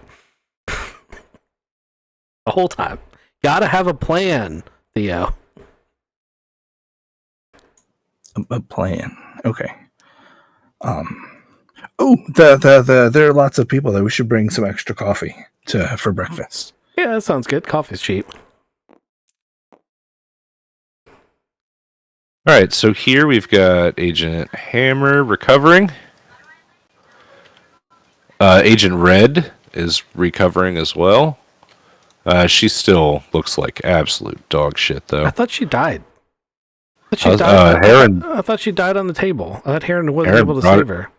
Heron restarted her heart with a luck roll, I think. With a first aid roll that shouldn't have happened. Ridiculous Ridiculous first aid roll. Yeah, that's true. And he rebooted her. He's a Windows admin. That tracks. Yeah. Bump, bump, bump, bump, bump, bump, bump, bump. Oh my goodness!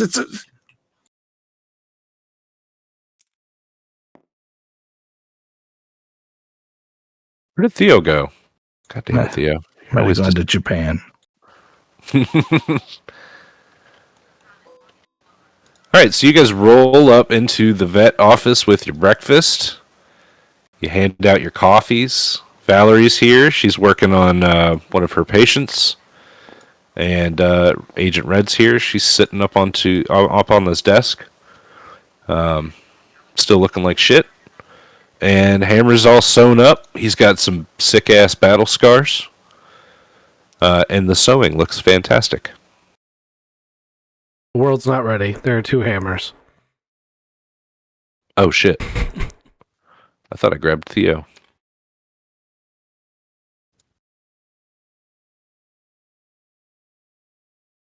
All right, take it away, boys. Oh, we brought breakfast. And we need to have a plan. That's what Chad says. That's the next step as an agent. Have a plan. Yeah. That makes sense. That's pretty much step 1. All right, so what we know: crawl, bad aliens; glowing people, maybe good aliens. The glowing ones have lots of powers, but they die if you poison them. Is that right, Chad? I'm hesitant to establish that anyone's a good alien at this point. Let's just say some have more obvious intent than others. We also know that the Craw are making the entire flight crew dig somewhere in this valley. There's some crystal things going on. Something's going on with the dogs too, right? Where's the general? Did the general's in your house, Hammer? Did you take the general for a run? No, he kind of does his own thing. You know, what with him being a real person and all. That's what how is he a real person? What does that mean? What do you mean? What does that mean? I mean, you're a real person. I'm a Exactly. real person. You got it. He's a dog that does real people things. Yeah, probably because he's a real person.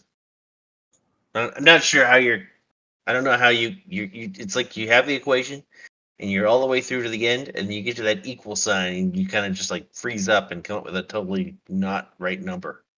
Are you bad at math? Actually, I'm surprisingly good at math. This isn't a math problem, though. This is a It's a math problem. Anthropology problem. Also, Theo, no one would look at you and be surprised that you're good at math. How do you know that dog is a real person? I don't understand the question. Because they're Okay. stupidly intelligent, and we're dealing with aliens that can somehow shift consciousness. The question I haven't figured out is how are they doing it and who's doing it?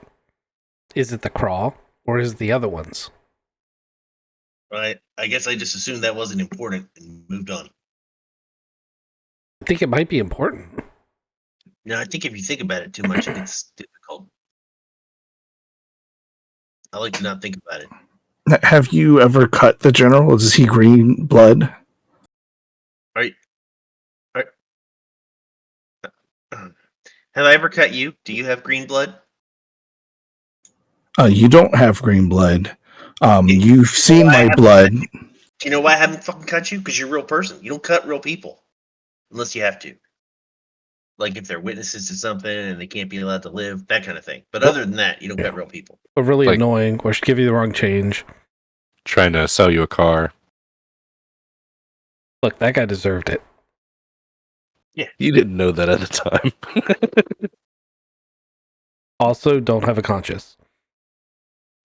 That's true. I said it Nope. before. This is Sounds like a winning. hell of a party. Oh my goodness, Red, are you okay? I just saw that you're sitting up over there. Yeah, I'm feeling better. I still look like shit, but I feel a bit better. The bullet's out, so that's good. Yeah, so Crawl, good aliens, bad aliens. Do you know of other aliens? What kind of aliens have Tic Tac ships? I've got so many questions. Oh, the bad aliens have the Tic Tac ships. That was easy. I know this because they tried to recruit me with brainworms. Yes, but were they going to take your consciousness out of your body and put it in a dog?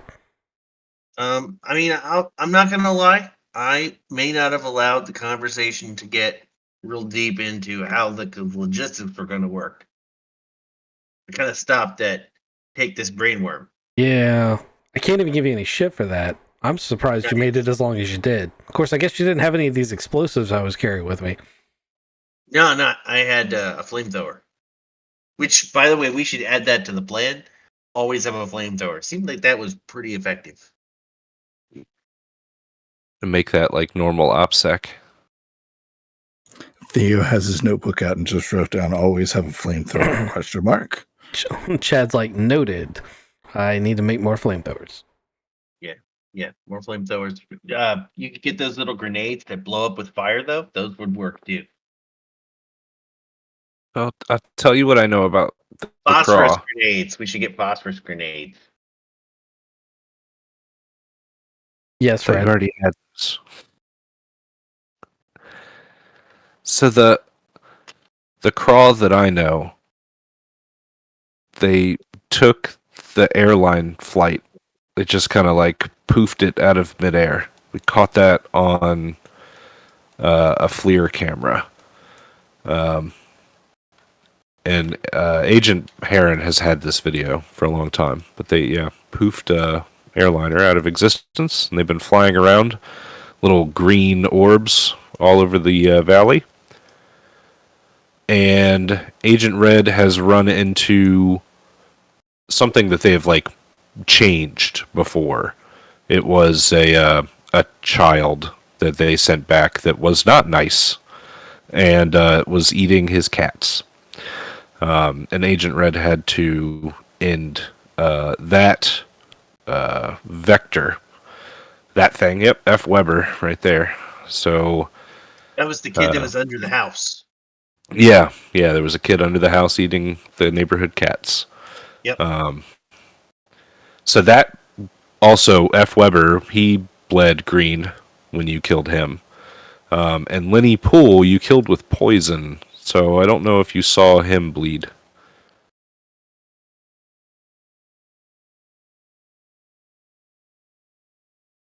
But yes, like you said before, there have been like good things that the Craw have done, and there have also been like bad things the Craw have done. Probably more bad things. Because let's say I'm finding good things hard to find.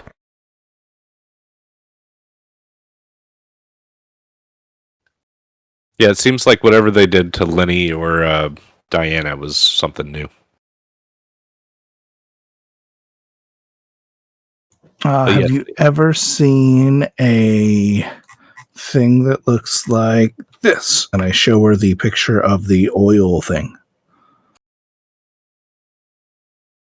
And then I look at it and I go, oh, that's like an adult crawl worm thing. I think I know what that is. Where did you find that?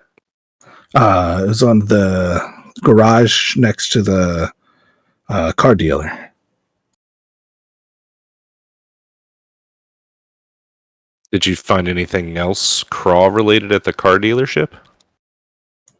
A crawl infected human. Oh, there's probably a connection there then. Red says.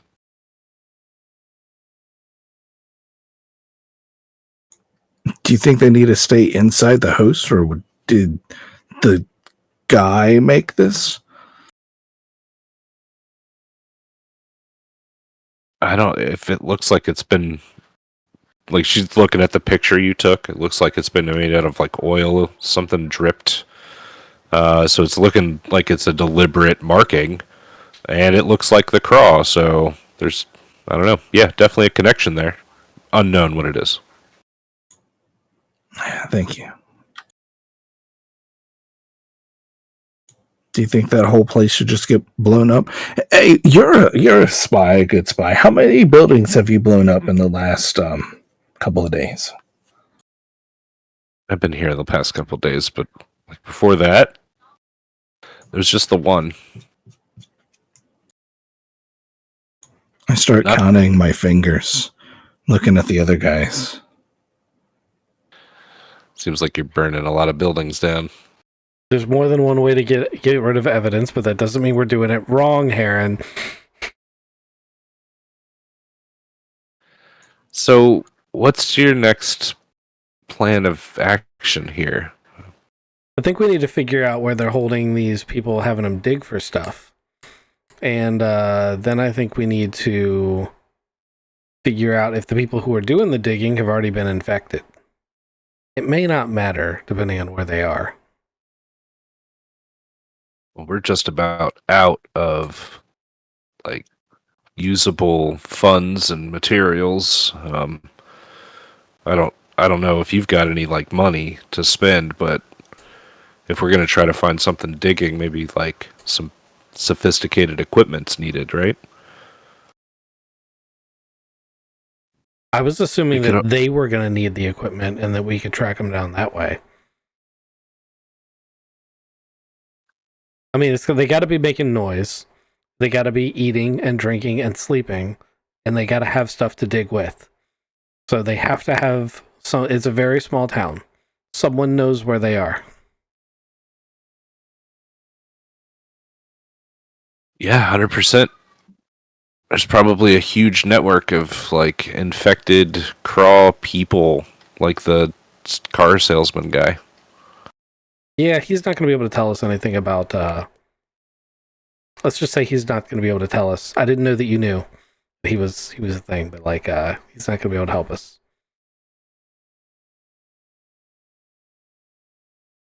Oh well, Theo just told me that the car dealership guy was a Craw. Oh, I missed that. So we know that lady and possibly the guy with the bike, they were involved. We saw some of them at the graveyard. We don't know that they're involved, but they're definitely into something. Oh, have you ever seen a flaming deer? Look, that was just steel. No, I've never seen a flaming deer. So we were sent by Colonel Greenheart to just investigate the alien activity. There were a lot of green orbs here. Now this is like just snowballed into something way bigger. We need help. Before you said we shouldn't call in the, I don't know, you called them like the Alpha Squad or the next strike team. Majestic 12 is what I called them. They're the boogeymen, the actual government spooks that deal with aliens. I don't know. I think they're here already. Do they drive sedans? And have, oh man, how many different things did she have in her trunk? Like 16 different government agency badges, and she just put them on? I don't know what trunk you're talking about. That car didn't randomly explode. Oh no, it's still waiting to leave the city. Yeah, it's still sitting in the line up near the landslide. I don't think you blew it up. You did wire the only way it, in and out.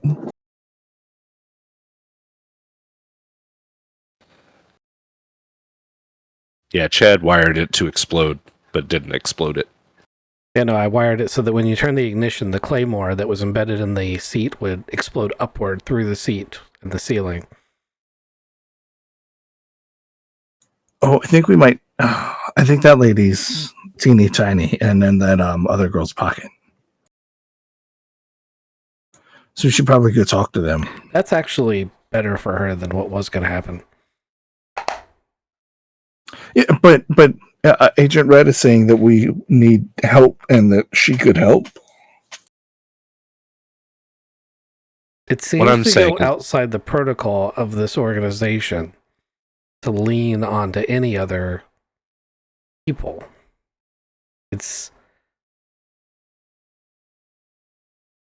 The idea of having additional reinforcements sounds appealing, but the way that this is supposed to be is we don't tell anyone, we just go get the job done.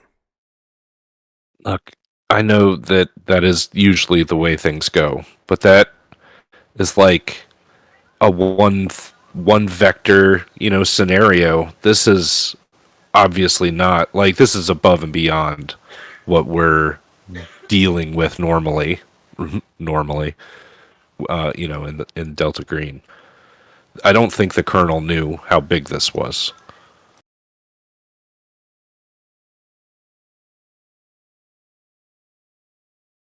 And look, if we can get, like, the actual American government to, give us, like, what would we need? We'd need some sort of nuclear bomb, ground penetrating radar. Okay, yeah, maybe that ground penetrating radar, or what's that thing in Tremors where they knew what was under the ground? That kind of stuff. It sounds like you're describing ground penetrating radar.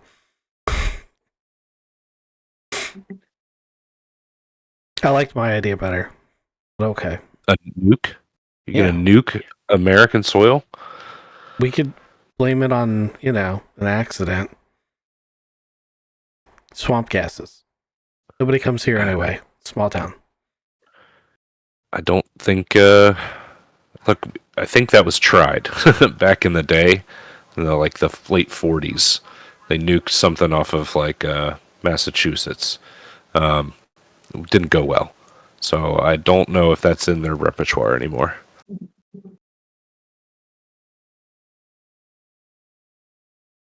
Damn, it's like the only kind of bomb I haven't set off.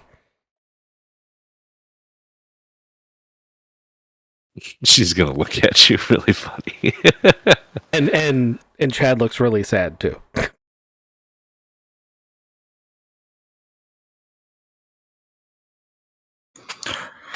So we need ground penetrating radar to look to see what they're digging. Or we're going to canvass the entire town to see who knows, like who's harboring a whole bunch of people. And they got to fix the road, the only road in and out. Well, I guess we could just go to Japan. You know that isn't an option, right? You just got to step through that portal. Like I'm pretty sure it would just take you to Japan. It okay, so fry you in half. So, let's say you're right, Theo. We step through the portal and we go to Japan. all of the problems and things we're supposed to solve are here. Japan's halfway around the world. And our only way back and forth, other than taking a plane and flying around the planet, is to have some not mentally stable being that is possibly not of this earth cooperate and let us come back through the door. You see the fault in your logic, right?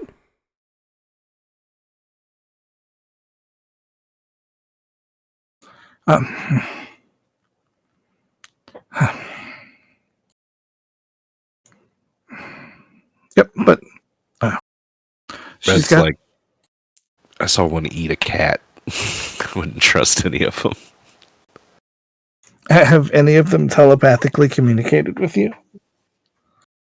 To be fair, No. Theo, none of them telepathically communicated with either anyone else. We're not entirely sure that isn't just in your head.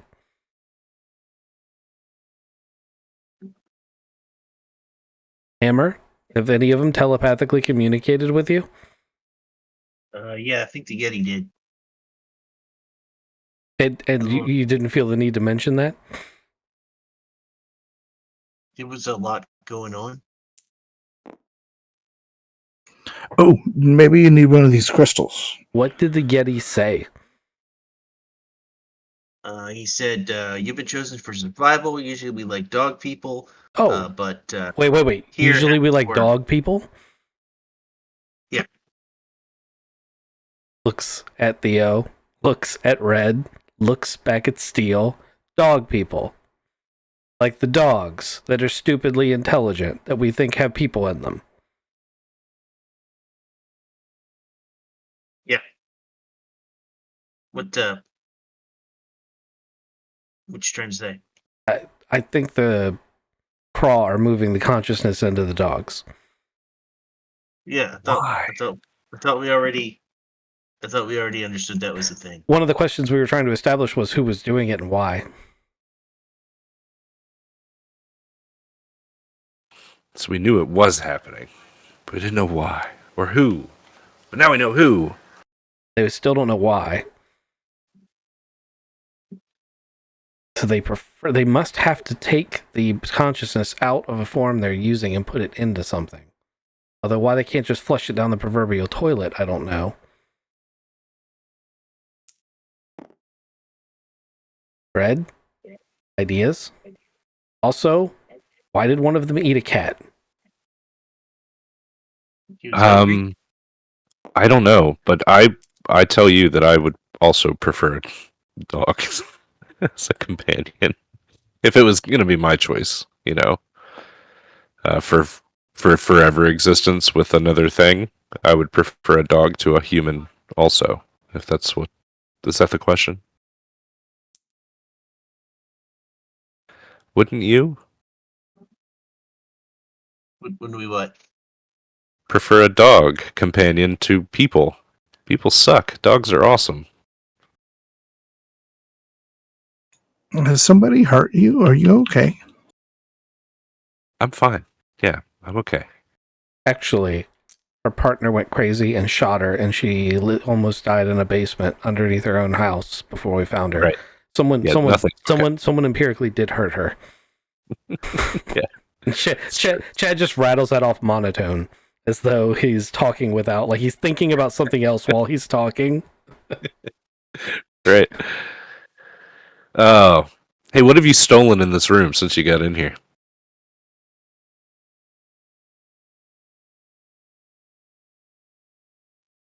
He's real close to all of those. He's right next to the lab, the pharmacy. He could steal like medicine. All the dog putting to sleep drugs. I did ask if there was like stuff that could just kill people in there. You were like, "Oh, totally is," but it's like stuck in a thing. It's behind glass. Yeah, So I need there's stuff right on the how- counter. How times? Oh, this is so bad. I am gonna fail every one of these. I gotta get lower than a 35. That's a 72. So let me do a stealth check. It's a plus 20, so the stealth check thing, because I'm already decent at that, that won't be too bad. Let's roll a 90 something. I rolled a 14. So yeah, there's a I don't even know what it is, but like while Valerie was working, she just left a thing of like different medicines, and I grabbed like 6 vials and stuff them in my pocket. There you go. And there's no cameras in here. If something weird happened to the camera box, it's got these bullet holes in it. No idea how that Yeah. happened. It's like big moths. Must be the aliens. Right?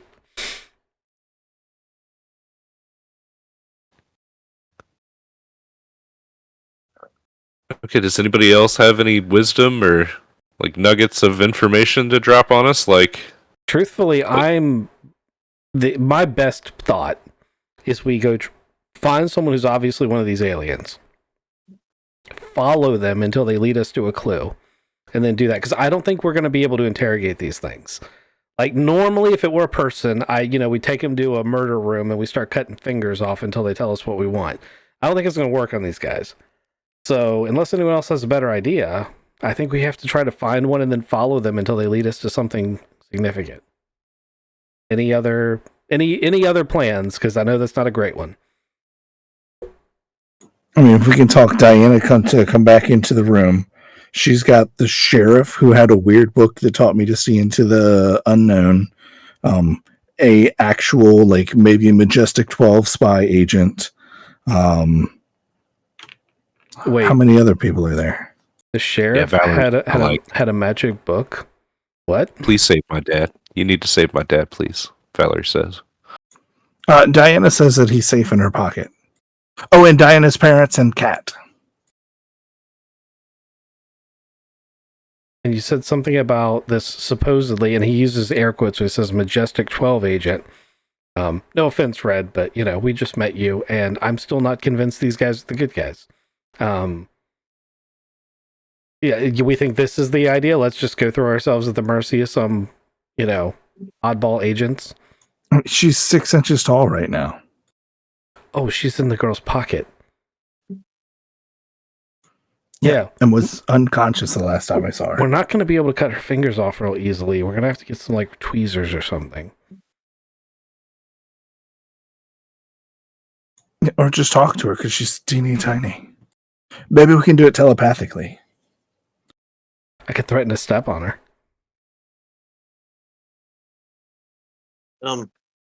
Why not just get a blender? Ooh. Did you guys ever have G.I. Joes as kids? And firecrackers? Yeah, you just put her in the blender, right? Right? No, firecracker. You just, threaten to maybe even hit it a little bit. Yeah, actually, no, that's not a terrible idea either. That's magnifying glass. Yeah, there we go. See, now you're in the spirit, Theo. Good job. And it gives you a high five. We also use a 9-volt battery and taser her. GM is gonna make rocks fall and kill us all. Tic Tac alien ships fall through the ceiling. I don't know why you guys hate this game so much. I love this game. I don't know what you're talking about. It sucks. Because again, I love these systems. I hate it. Don't you like playing with us? Yeah, why do you think I'm here? You just want to roll out. No, I actually hate playing with you guys, and I hate the game. I'm just here. He's a masochist. Right. I believe it. All right, so now the plan is to go back to the Haven Inn and try to talk Diana into giving the people up. Yep. I mean, I asked for a better plan. Theo came up with what is actually a better plan. I think we should go with Theo's plan. All right, let's pull up the latest Baby Metal song. Maybe that'll get her back. You guys were girls once. How do you talk to people? How do you? I was never a girl. What? Hey, Red, are you well enough to travel? She looks at Valerie. Valerie's like, if you take it real easy. Chad's already got her coat and is like, come back. Here you go. Okay then. I haven't left the vet in a little while. Yeah. Well, we're not asking you to fight aliens. Just talk to people. We got Hammer. Trust me. We got the fighting covered. Okay. And you guys head to the Haven Inn. Good deal. To Theo's room specifically.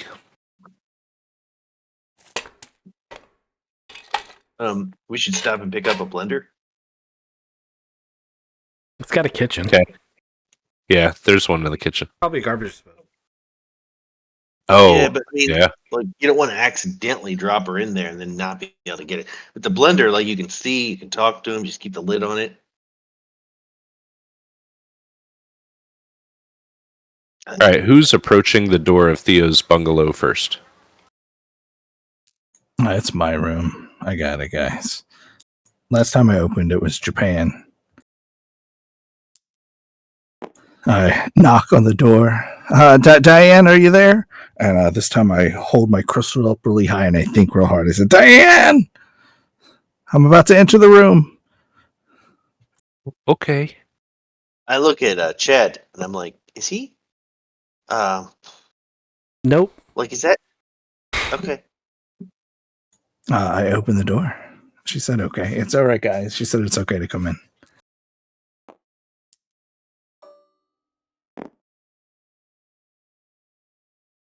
So she's sitting on the couch. She's got a bunch of like Japanese candy and shit all around her on the couch. She's sitting there in her bib overalls, just munching away on like Pocky.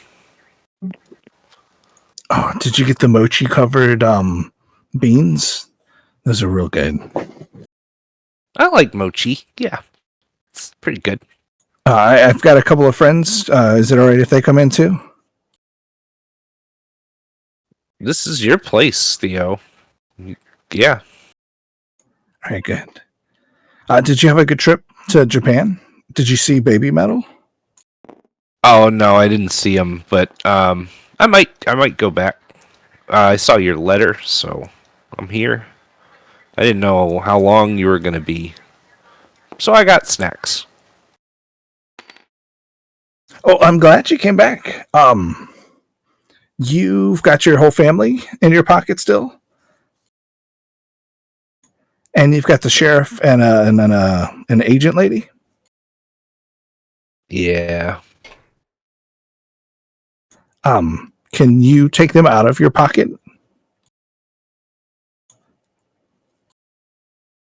Now, Theo, if I do that, I'd be literally holding all of my cards.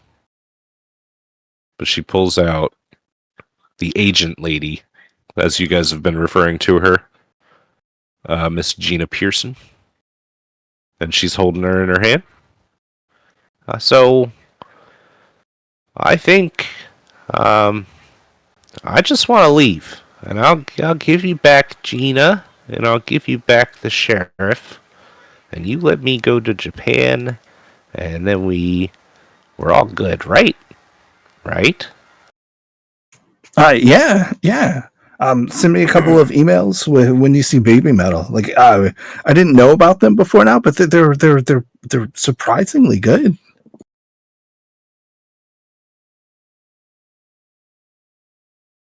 All right, so you're gonna let me go, right? That'd be great. Diana, are you gonna make your family normal size again? Yeah, we're gonna move to Japan, and I'm gonna take mom and dad, and we're gonna live there instead of here, because this place kind of sucks. I can find no fault in that logic. Yeah, Agent Red's like, yep, that's pretty much it. Can you tell us more about the crawl before you leave, if you want to? We could probably get you some paints. I saw you were an artist. You want me to paint you pictures of them, or I mean, what do you want to know? I guess. What do you want to know? So we know they took a whole bunch of people, and we have them digging. Do you know where they're digging? They're in big cave underground. I didn't really get there by like conventional method, Theo. So I don't know where to start. And I apologize for that. That's perfectly fine. Do you know why you're different than F. Weber? Because she Oh, doesn't Frank? like the taste of cats. I know that like they didn't get everything right. They still haven't gotten anything right, really. It's like they just don't learn. They were really interested in like human intuition, and I think that's what they're like trying to study. Um, they said something that we were digging down there for the Hollow God. Something trapped under the mountain down there. I could feel it while I was down in that cave, and it's not Craw. So you guys should know that that's out there. You could feel it, so that's part of the intuition, is our ability to sense danger, like a sixth sense. I think it's more than that, but yeah, they're kind of dumb in a hyper intelligent way. Like humans could never have done the advancements to my body and given me these powers, but they seem like they just don't learn things very well. So, they got people just digging with shovels down there in the cave. Are they still people? Or are they abducted like you? Or F. Weber? Yeah, everybody's kind of changed down there. Once you go down there, you're one of them? Chosen. I think chosen. Is that what the Yeti called me? That is what the Yeti called you. Oh yeah, I might point that out too. He said that that the Yeti said that he was an observer, and by measuring, he's changed the outcome. And like, yeah, everybody's different. Diana's saying that everybody down there, including the airline captives, all 230 of them, everybody's just a little bit different. Like they're running experiments on people.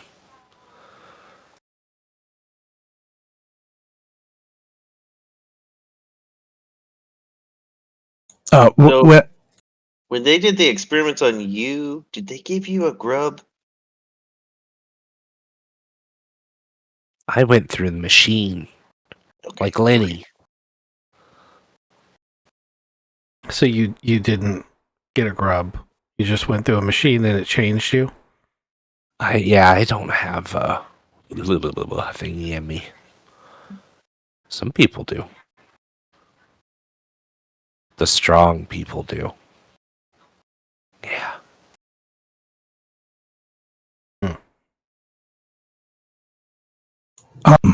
Are you a craw?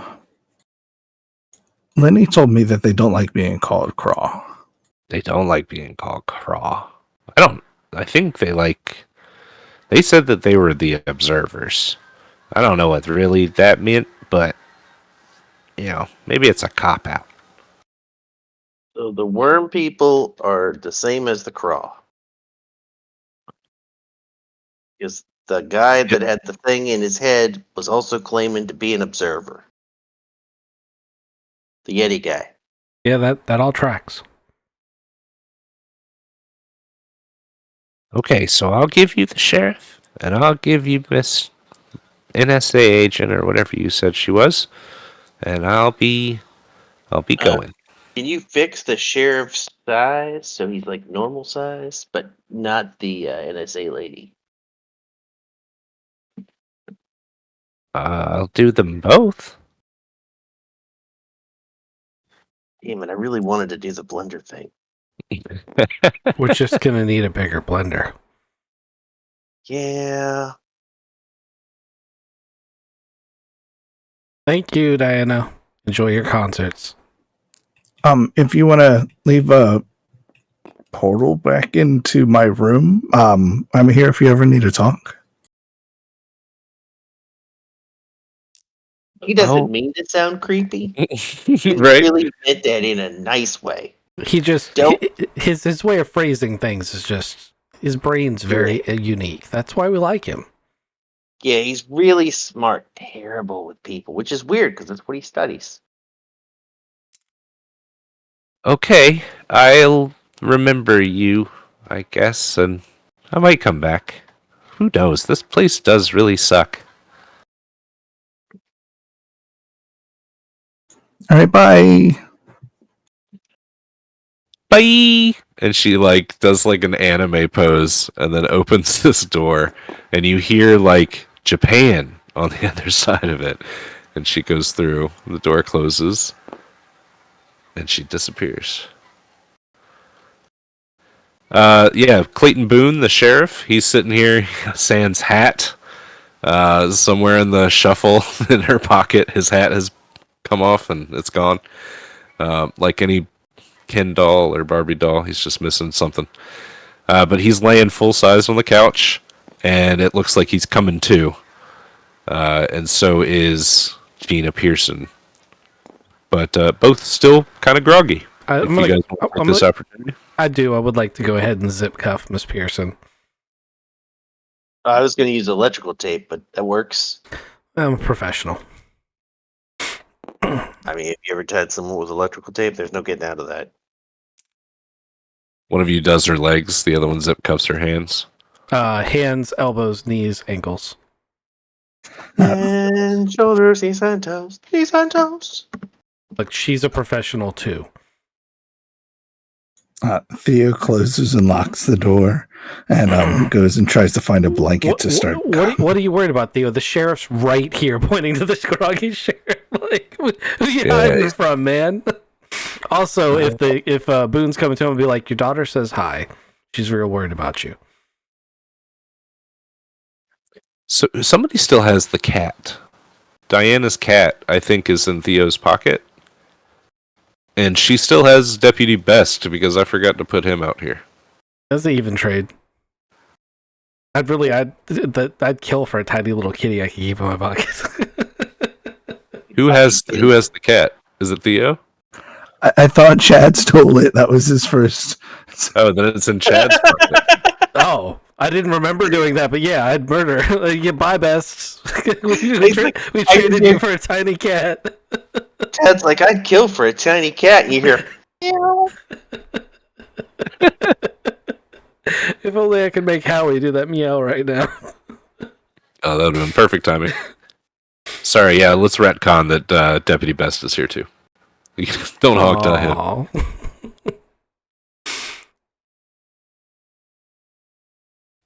That little girl could probably make a new cat, let's be real.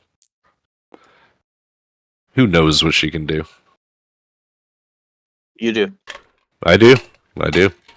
Yeah. That's how that works. You gotta remember that, like, a lot of this game I make up on the fly with what you guys say. That's the only way to maintain your sanity as a GM. Otherwise, you make all these really big plans, and then a player does something, and you just hear the GM sigh and close their notebook and drop it into a trash can and lose a little bit of actual sanity. Been there, done that. I know. Like, I know Asked me what I was going to do when I got on the ship. I told him. My initial option was to get the superpowers, and then he said, you got to get a worm in your head. And I was like, I used the flamethrower. We talked about this a week and a half ago. I made it very clear. And then I let him talk for his, little speech. When he was done, I lit it on fire. Did a hell of a job doing that too. And you tried to throw it down a well. That's a true story. Yeah, I don't think that one's true. I want you to know that there's a map they haven't seen in the Traveler campaign yet where I did put a well, and there's a dog right next to it. And his name is David. The dog's name? Yes. All right, so Hadley Best is coming to, Clayton Boone is coming to, Gina Pearson zip-tied on the couch. They stand up. Clayton Boone says, "Hey, Red, it's good to see you." And Red's like, "It's good to see you too, Sheriff." Hadley Best is like, I feel like absolute shit. I'm going to use the potty. And he goes to the bathroom. Oh, not that door! No, he About to opens it say- and it's fine. He closes the door while like, is he in Japan now? And then we hear a flush, and we're like, oh, okay. Right? Yeah, there you go. When he opens the door, he doesn't say, what the fuck? So it should be okay. But yeah, he's going to be in the bathroom for a little bit. So, you guys have this little reunion, and Gina comes to, and she's going to say, hi. Hi. See that I'm okay. I'm just going to let you guys talk then. Oh, good. So you understand where this is going. It's not pervy or anything. Just, you figure you probably are a professional and can kill people, and we want to ask a few questions before, decide whether or not killing is necessary. Okay, I'll take the restraints as a compliment then. So, we'd like to lead with, hi, I'm Husky. This is Heron. And that guy over there with the giant flamethrower, that's Hammer. You see a trend? Yep, sounds like you're in H cell. They all start with H. Oh, yes, you got it. Yeah, I'm in G cell. H-I-J. Oh, that's right before H. On the alphabet, yes, that's how that works. Yes. She looks at the sheriff and she's like, "Your team? This team?" And the sheriff's like, "Oh, not a really. No, I don't have a dog in this fight anymore. At least that's what I keep fucking saying, and it just keeps happening anyway. Fucking Colonel." Hey, No, hey, Sheriff, you need to call your daughter. Oh, okay. Sure. Thanks. He gets his cell phone out, goes to the kitchen, calls Valerie. Honey? Anyway, Yeah, I'm okay. we're having a conversation. I'm doing like the whole two fingers eye to eye thing. We're having a conversation here. Okay. Let's so let's start from the beginning. Who are you as far as what are you doing here? When'd you get here? What do you know? You were awful rough on the sheriffs there at that crime scene a while ago, and you didn't seem like you had things in hand or all that friendly towards other people, and that kind of put us on edge. So now to find out that you're possibly one of the other cells, it's just a little bit of explanation would be nice for starters. And I'm also Chad's looking over at Red, trying to get her read on this situation. Like, is she seem like she trusts this person? Is she believing the things that she's hearing? Or is she just as skeptical as we are? Okay, remind me to tell you what Red says after Gina. But Gina's going to start explaining this as she's part of a program that is made up of cells, much like what you gentlemen must be a part of. Hers is a little bit more official than yours. She knows that the colonel is what she calls a cowboy and doesn't run on the official channels. She does. And her cell does. And she's here with more agents than it seems like you have. But she's not here for crawl activity, he says. Gina's here on a completely separate mission. It had nothing to do with aliens. And they were kind of broadsided by that when they got here. And Red says, well, Red knew that the sheriff, or I'm sorry, that the colonel was a cowboy. Kind of more of the old school program. And then, like, this agent must be part of the newer program. The one that's still in the shadows and not official, but still official, I guess. Like run by actual agencies.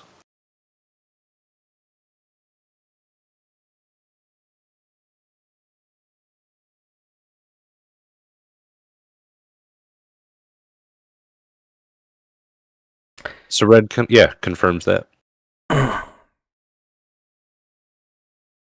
I was And I was really looking for a cue of whether or not I should trust this person, but I'm guessing from your reaction that Red seems to be comfortable with her.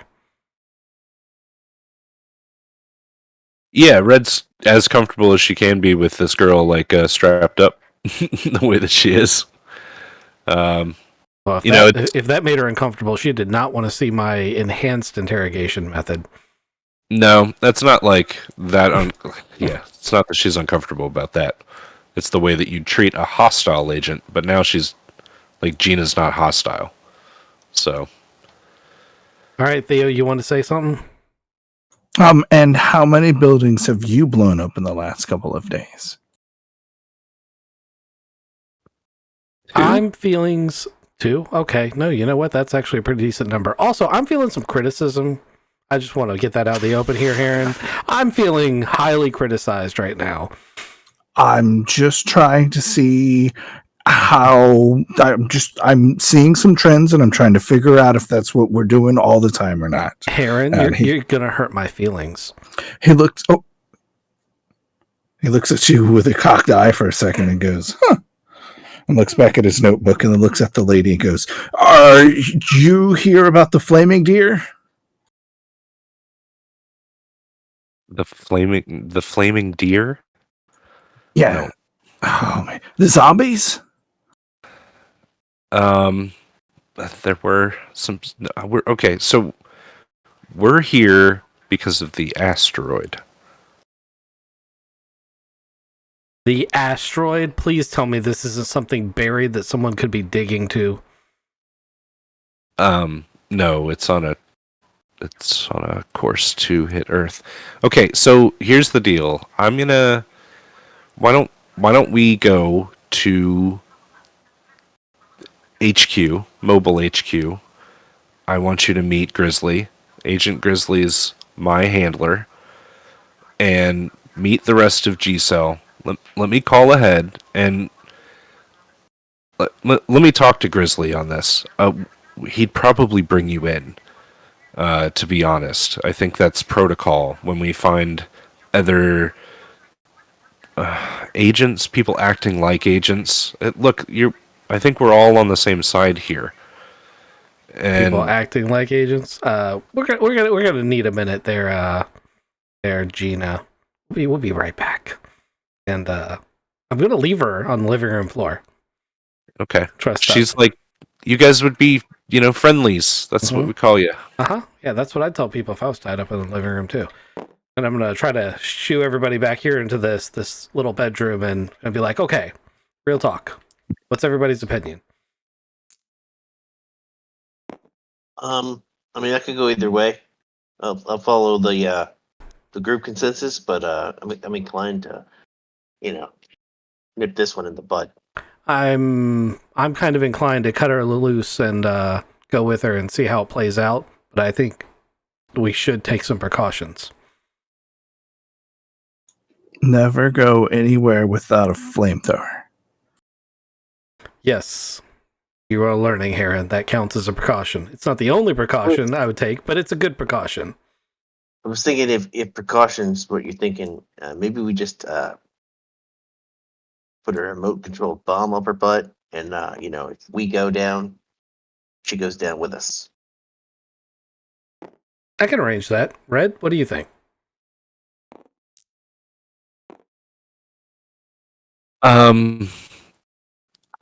She's probably like a legit agent out there in the program. If you kill her, it's gonna come back on you guys. We don't exist. Resources. No, I mean like you're gonna lose valuable resources you could have. We were talking about equipment earlier that we would need to find these things. They might have that. I mean, you could kill them all and raid it, I guess. I'm just a little weirded out that there's an official program at all. It seems to run against the point of this program to have something official. Like, now there's a legitimate target that can be hit. Now there's funding lines that can be pulled. Now there's a record, because if it's government, I promise you there's a record, no matter what they say. And I'm just a little concerned with all that. Well, it seems like you could talk to Agent Grizzly, their handler, and find out about funding and stuff. Just saying, like, we could use these guys. All right, I think the consensus is we're going to go with her, but we need to take some precautions. I'll see if I can find some stuff to make a bomb. We good? And he's nodding towards the door. Yeah, let's go spy on a spy. Come back in here. All right, so you come back in here, and Hadley Best has been looking at Boone, and Boone was saying something like right in the middle of the sentence as you guys walk in, he just stops talking, and Best is like, "Sir, I'm going home." And Boone's like, "Yeah, that's a good idea, Best. You should take it easy. Take a couple days off." Best is like, "Yep, fuck you too," and walks out and gets, I guess he's going to call an Uber. He is done with this bullshit. Sheriff's like, all right, so, what's up? Hey, keep talking. I gotta go make a bomb. Okay, what are we doing with her? I think we're going to go meet another handler. You guys are kicking this up the chain? She says his name is Grizzly. I mean, kicking it up the chain versus... Yeah, we're kicking it up the chain. That's probably for the best. Oh, man. Well, Greenheart's going to be pissed, and probably so is Hammer. The Major Hammer. Shit. Okay, well, I didn't like being a little fucking tiny person, so I don't really have a dog in this fight. I told Greenheart and Hammer both like 20 years ago that I was out of this shit, and I really wanted it to be that way. Should have realized it when he gave me all that money to help you guys, that I'd get wrapped up in this bullshit again. So Once again, Gina, I'm not being perv, but I gotta tape this to you. It's gonna take a second. And he's like pulling up her like shirt just a little bit around her waist so he can like get the duct tape around her waist. And she's probably figured out by now that something weird is going on by the sensation of the bomb being strapped to her back. Is it like a bottle? Like a plastic bottle? Yeah, so he would have... I'm not going to say on a Twitch stream what I would probably do myself, but let's just say he found things and I passed my demolitions check, and he has made a small remote control bomb. Just big enough to say blow out the base of your spine. Okay. Cool. You put that on her. So he's, Chaz he's whistling while he works. Whenever he's setting explosives, he likes to whistle. She's probably a little creeped out about it, but everyone else has heard this a couple times. Do one of you want to explain our plan? Theo, you're probably a better choice, but Hammer, if you want to have a go at it, I like listening to him. I like listening to him creep them out, and then I like to step in and smooth it out. Yeah, sounds like a plan. Theo flips 2 pages back in his notes, and he goes, "Okay, so precaution 1, always carry a flamethrower. Hammer over there's got his emotional support flamethrower that stays with him no matter where he goes. He even runs with it, and that's that. We'd like to go meet with this Agent Grizzly. Precaution number 2, small explosive up her butt. And then I lean in to look to see what's going on. You have an amazing poker face because that, like, you didn't even blink when... Oh, I think you just put it on your back. Yeah. The whole butt thing seemed like a bit much. And let's go meet your handler. I hold on. Some things that my coworker here left out. Look, we don't intend to use the bomb. We would love for this to go really well and make some friends and get funding and be able to deal with this problem in a much more professional manner. But we don't know you. We don't trust you. We definitely haven't been given any reason to trust you. And we just want you to have our best interests at heart in the next couple of hours. Oh, should we cut her? What? No, we didn't talk about cutting. Did you write something down wrong? No. He's That's checking to make sure there's no green blood. A good idea. That's actually a good idea. It's for once. Hey you, open your mouth, and I pull out a flashlight. She sticks the flashlight in her mouth and up the side of her mouth where it'll glow red because your blood's red. Is it green? No, she's got red blood. I think she's good, guys. If you really want to cut her, I won't stop you, but I don't think it's necessary. Also, if I lose visual contact with you, we will get to see what color that blood is, so please stay near me. I am going to start taking your bindings off now, okay? Don't touch the bomb. I cannot take you to meet everybody if I have a bomb attached to me. That's gonna suck. Yeah, them's the rules. Agents have rules that say no bombs to meetings. I don't know if we can handle those kind of agents. So I was saying that you guys were friendlies. If you're gonna strap a bomb to me, you're not friendlies. It's not a bomb. It's more of a. Look, we have trust issues. It's an insurance policy. No, it's a safety blanket. It's a trust exercise. Wait, you said there's an asteroid coming? That is what I said. Yep, we've got about 19 months before we're all dead. So let's keep playing this fucking game. That's cool. And you're here because this is where the asteroid's going to hit, or you're here because something here can stop it? Well, we're trying to figure that out, aren't we? That wasn't an answer. It's because I don't have an answer. You don't know why you're here? I know I'm here. The trajectory of the asteroid is coming here. Well, that's what he asked. Okay, that's half of it. I'm also trying out to see if I can stop it. Also what he asked, but I haven't figured out how to stop it yet, and that's why we're here. There's also some weirdness, like all of the scientists that were studying the asteroid are dead of suicides. So we can't keep looking at it to keep checking math, and it's definitely changing.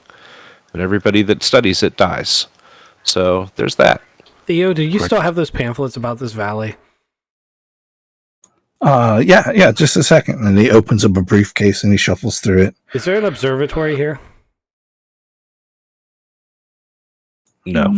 No, not there's nothing mentioned there. But I think it's almost time for their parade. What? I don't know. I saw it in a pamphlet.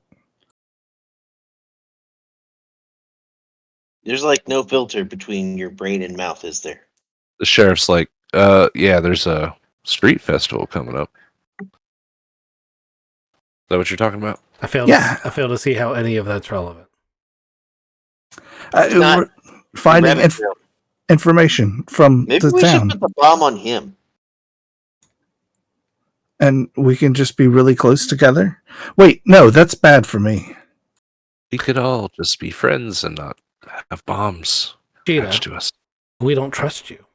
We don't know you. I don't trust you either. I don't know you either. It's Right. But see, we rescued you Actually, from trust being you less small. now.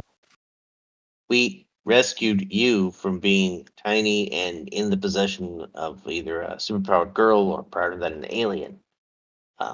You haven't done shit for us except cause us issues. So you can see where the trust on our end would come from and where the trust on your end should come from. Also, if I were in your position, and I'm not, but if I were in your position, I think I could arrange a meeting with my buddies here if my life depended on it. Pretty sure I could do that. Yeah, these guys will kill you like before you even blink wrong. Okay, give me a phone. Thank you. Not mine. When you're done with that, make sure you hand that right back to me. Maul likes to step on those. Hammer likes to step on those. No, that's a burner phone. You're good. That is a burner Okay, phone. later. It is a burner phone I provided. It's clean. Yeah, that's burner phones are safe. All right, so she punches in a number, and it rings a couple times, and it's answered, and she says, I got compromised. Yeah. I think I'm in the Haven Inn. Okay. Sure. She looks at Chad. Do you want to talk to him? You can take the phone. She asking Hale me? pulls out the phone. Yeah. Okay. Pulls out the phone to you. I grab it and put it on speaker. Husky here. A grizzly man's voice comes over the intercom. Is it grizzly? That's such an amazing descriptive measure. I love it. He's grizzly, Agent Grizzly. Is it going to be really like hairy with like a big old bushy beard when we get there? Actually, I don't think he has a beard. Oh no, he needs one. No, I think he doesn't have a beard. But anyway, he goes, gentlemen, you got Agent Gina there. What do you want to do next? Well, from the sound of things, assuming that your agent here is being completely honest with us, we are not adversaries. But obviously, in this kind of business, and with everything going on, and with certain entities able to impersonate with a high degree of effectiveness, other entities, we have trust issues. So we'd like to help you, and we'd like you to help us. But we would like to meet to talk about that. Can you be at the water tower in 10 minutes? I'm assuming the answer to that metagame is yes. Yeah, you totally can. Yes, I think we can arrange that. You all right. You send let's say 2 people each. Okay. Sounds good. We'll be there. Excellent. And the phone hangs up. Yep. I toss the phone back to Theo. I almost said to Hammer. Hammer just smashes it with his sled. Right. Yeah. I mean, I know what I'm supposed to do. Right. Well, I guess I have a spare bomb. So Gina, the good news is you're going to go back to your people. Hammer, you want me on Overwatch or you want Overwatch? You take Overwatch. I'll meet him. Okay. If things go south, you know what to do. I absolutely do. Heron, that means you're with Hammer. Red, you're with me. I'd like you guys to take Gina as a gesture of good faith. Assuming everything goes well, turn her back over. Sound good? Give them their spy back and talk to them. I can do that.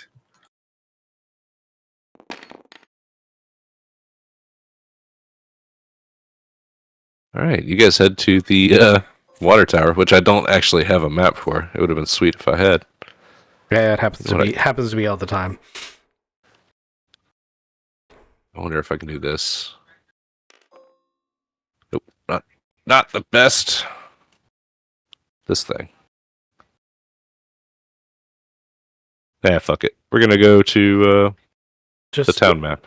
I was about to say, just either do the overhead map or do the like a blank grid, and we can use our imaginations. You know, that is a thing we can do. Holy shit! I know, right? Wild. Also, I totally understand exactly everything you're going through right now because it always kills me when I don't have a map.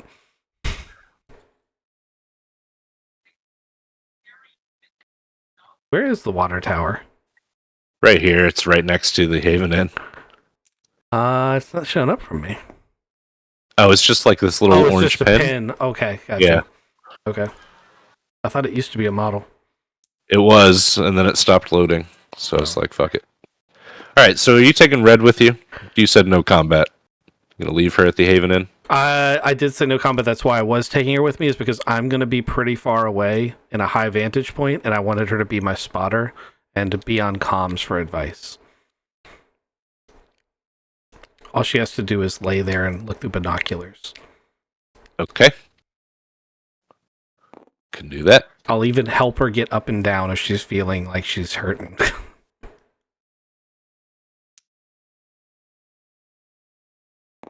All right.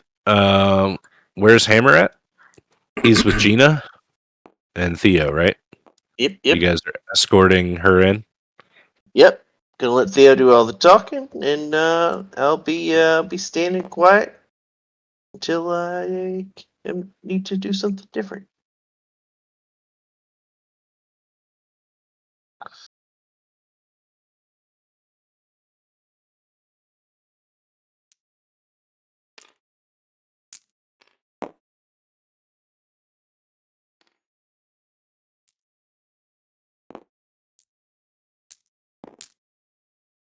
A silver sedan with blacked out windows shows up, and the driver steps out. It's a pretty close cut shaved. He would have a beard if he doesn't shave like every day. 5 o'clock shadows already setting in. And in the passenger seat, this guy steps out. He's in tactical gear. He's got a bulletproof vest on. He would have had a rifle. He probably left it in the car when he stepped out, and he started looking around. He's not going so far as to like glass the area, but he's got an earpiece in, and he says something into it. And the two men step out of the car. I'm immediately And- looking for their Overwatch, because he wouldn't be talking into that earpiece unless there were one. All right, give me an alertness roll. Can I make multiple as we go along if I fail this one? Yeah. It's not a fan. Nope, I didn't pass that. I offer Gina smoke. Gina's going to take it. I figured. All right, so these two men, they walk up, and the first man steps forward, the driver, and he says, I got to tell you that it's actually fairly reasonable to be paranoid, and I appreciate you going through the pains that you're going through. My name is Agent Grizzly, and I'm with a program here in Two Oaks, looking for the supernatural, trying Yeah. to combat it. You're G cell. We're H cell. Introductions done. Right. He looks at you kind of like surprised. Gina, you must have told him stuff. That's good, I guess. Well, I just assumed because I'm giant and muscular, I couldn't have figured that out for myself. I didn't mean it like that. I think we could all be friends here. You said you're looking for supernatural things.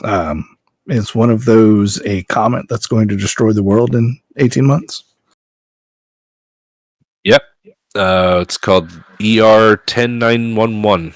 It's a celestial body that ended up being an asteroid coming straight for us.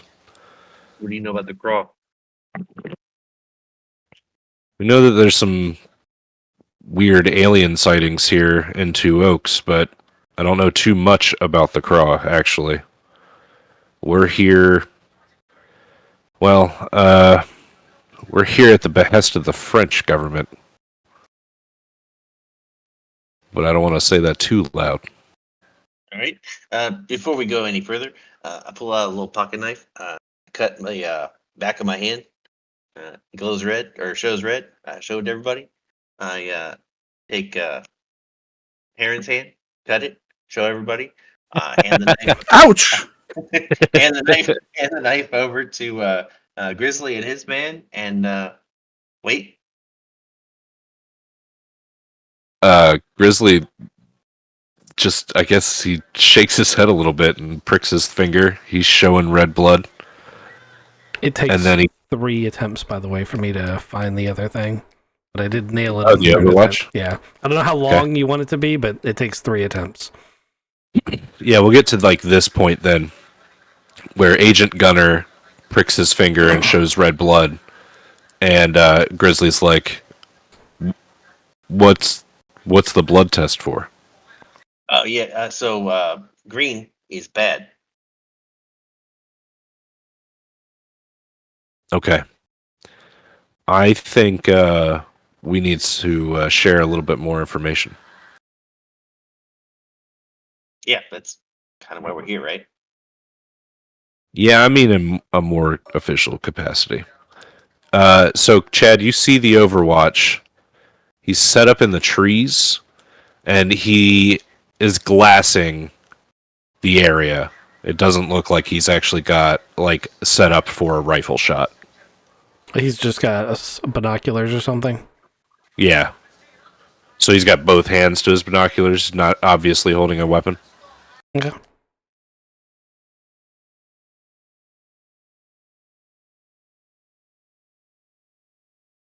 So you guys don't know about any other things? You just know that there's an asteroid that might hit here. And how long have you been here? We've been here for 2 weeks. We're actually investigating a cult. There's a ritualistic activity going on. They seem to be worshiping this asteroid. They might be calling the asteroid here, which is what we're investigating. The French guys that we've got with us, Gigi and Gaston, they have some book by a trapper, and like that's when Gunner steps up and he's like, "It's a diary by a guy named Louis Dubois." And Grizzly's like, "Yeah, we all read the debriefing, but I wanted them to read the debriefing." Gunner's like, "I don't know, maybe we can just go to the Lucky Diner and maybe eat some chicken nuggets or something. We don't really have to be." I kill for some breakfast. Oh, yeah, that's what I'm saying. They have Like, maybe some. a great breakfast right up the street. When are we gonna meet at a water tower? We could have just done this at the diner. Grizzly's like, "Okay, so." Oh yeah, as they're talking, I reach over to Gina and just unstrap the thing. Just remove that real quick. We don't need this anymore. The bomb? I duct taped it to her waist in such a way that has got to hurt. Yeah. Yeah, I don't really worry about the pain so much as not making it go boom. Yeah. Well, it's a very hastily made thing, so it could go boom, but we're I'm gonna say that we're erring on the side of caution. Yeah, it's just reach I put the pocket knife underneath, cut the tape, and pull it off real quick. This is free waxing. Yeah. Oh, okay. And she like stumbles forward. Sorry about that. It's So all I had to do was offer breakfast, and you guys wouldn't have like hog-tied me and put a bomb on my back? Is that what we're saying? That's here? pretty solid. That's a great way to figure out if your friends are, human still. The aliens never offer breakfast. Like, here, would you like this alien worm to crawl into your brain and you can live forever now? He might have offered you breakfast from what you're saying. No, he didn't. He said, "Please take this." It was just his breakfast, not yours. You just didn't like his breakfast. It's clear what that thing was going to do. It was not going to be me eating it.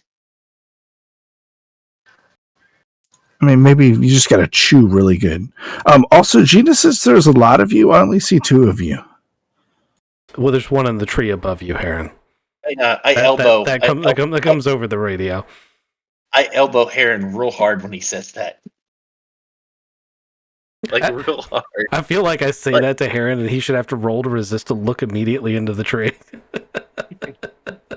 Yes, but he also gets a rib crack for saying something. So Gunner looks at Grizzly, and you're gonna catch something that's kind of important. Gunner's like, So there's only 3 of them, and Grizzly's like, yeah, that's usually how the Cowboys roll. There's usually only 3 to a cell. And Gunner's like, oh man, that's got to be brutal. Let's go get some breakfast. I pull up my shirt and show him the stitches. Oh, I damn. fought a bear. Well, I fought a Fuck. Yeti, and then I fought a bear. Gunner's like, I need to buy you a fucking beer. Holy shit. Why don't you... He's like checking out your stitches. He's like, damn, somebody did a pretty good job on your stitches, actually. It's pretty good. The vet in town is amazing. Gunner looks back over at Grizzly and pops a smile. Grizzly's like, I fucking knew it. I fucking knew it. I killed that bear. Also, That's not true. we saw an alien. No, we're having breakfast first. I have so many questions. Where's your guy with the suitcase, with the briefcase? Where's your scientist guy? You gotta pardon my friend. He is, I want to say, mildly autistic. It feels like it's more than mild. Neurospicy. All right, so you guys want to go to what? The Lucky Chicken Diner and have some breakfast? Yeah. Chicken Moving and this from waffles the with bacon. moving this from the water tower. Bacon infused syrup. Now, is the Lucky Chicken Diner a place that you can smoke and have breakfast at the same time? Yeah. This is rural America. I was about to say this is West Virginia. Yes, every diner's like that. Yeah. You're lucky that there's cigarettes and not just coal smoke. There's like a sign on the door. Last time health inspectors survived. It's been years. So you get 2 waitresses to pull up tables so all of you guys can sit together, and you all order breakfast, and the waitresses bring everything to you, and you're all sitting there eating happily at the Lucky Chicken Diner. And Grizzly goes, all right, do we want it to have like a fast fire question session, or what do you want to do? Usually we have debriefings and secured containment facilities. Yeah, you don't really do briefings and debriefings. We just make sure there's no witnesses. Yeah, that does happen sometimes too. He Also- says in between bites of it. Kizik will know the answer to this. What's a word that implies something red that starts with G?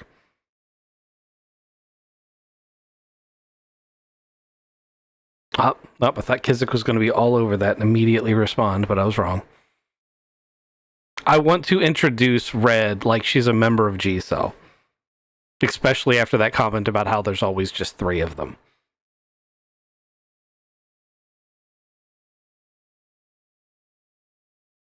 They don't need to know that there was another cell.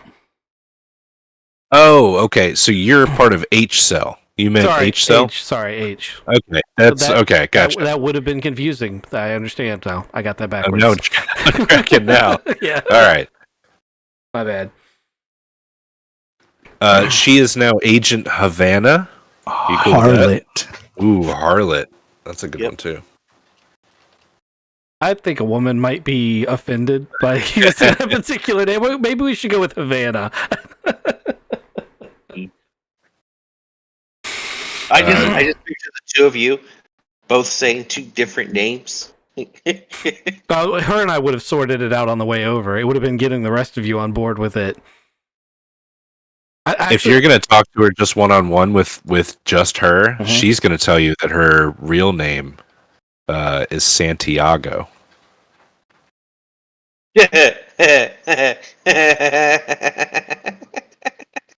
Just gonna, just like that, huh? Hold on. Then her H name is Harmon. Yep. Harmon? Yeah. She's Agent Harmon. Okay. Somebody put it in there. Got it. Harmon Santiago. Got it. And that's how I'm going to introduce her. And I'm just hoping that Theo and Hammer catch up on it. I think Hammer probably will. I'm not so sure about Theo. Yeah, give me a human roll real quick. Or actually, I'm going to roll against your human. So what's your human? Not good. Me? Mine's 13. Okay. Yeah. But You get a feeling that like there's an order to this. So There's like an I organizational would structure. argue that I should be able to use disguise though. Or persuade, or any of the other skills I actually have. Okay. So Yeah, give me a persuade. Okay.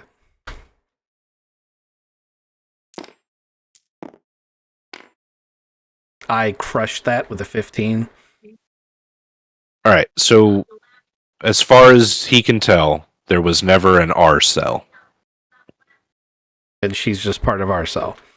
And she's just part of your cell. Yes. Yeah, she's not from our cell. She's from our cell. I knew one of you was going to do it. I just thought it was going to be. I thought it was going to be Kizik. Okay. Now that I've made that way more complicated than it probably had to be, let's continue. No such thing. All right. So yeah, we're eating eggs. We're eating breakfast, and this seems a little out of place. We'd love to get you back to the warehouse for a briefing. Maybe let the French guys tell you what's up. I guess we can call them over to the Lucky Diner too, if this is what you prefer. Yeah, I think public is best for all of our interests. Until we know each other. Okay. I'm gonna get Gaston over here then, and he punches a number into the phone, sends a quick text. Be right back.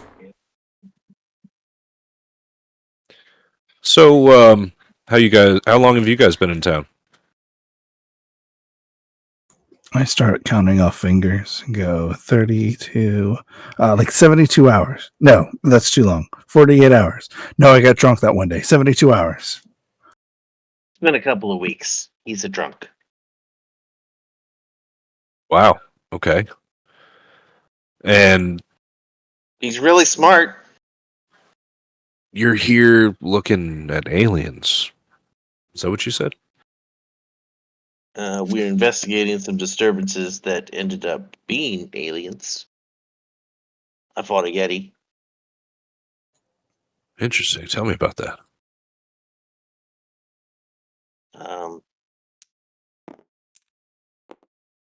It's going to sound crazy, but Try. I went on my morning jog as I do every morning, because on a previous morning I had seen a really large bear.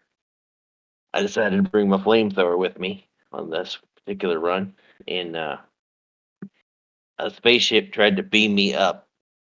I was able to contact my compatriots and give them a rough estimate of where I was before I ended up getting beamed up, at which point I met a Yeti who said I had been chosen for survival. And then he offered me a worm or grub or whatever it was to throw into my head, I guess eat my brain. I'm not really sure. I used the flamethrower on him, or it. It took him a while, but he died. And then there were some other grubs. We killed all of them that we could find, with only one possibly getting away. He got eaten by a bird, so we can't really know whether it escaped or got eaten, or you know what I mean. But that's how the bear came after us. I assume it was mentally called. No, big motherfucker. It was the same bear, but bigger, and it had like 9 claws on each foot. Agent Gunner's like nodding his head. Yeah. We killed it too. Mostly with a flamethrower, and then someone shot it. That's fucking metal, says Agent Gunner. That's fucking metal. What about you guys? What have you run into? So is your guy who's in the tree not going to join us? Well, it's funny you said that. I was waiting for you to get back. Agent Guarez walks through the door along with a very, very handsome man. Did you model one of them after yourself? No. You sure? Yeah. So Guarez walks in. He's got like sticks and leaves and shit attached to him.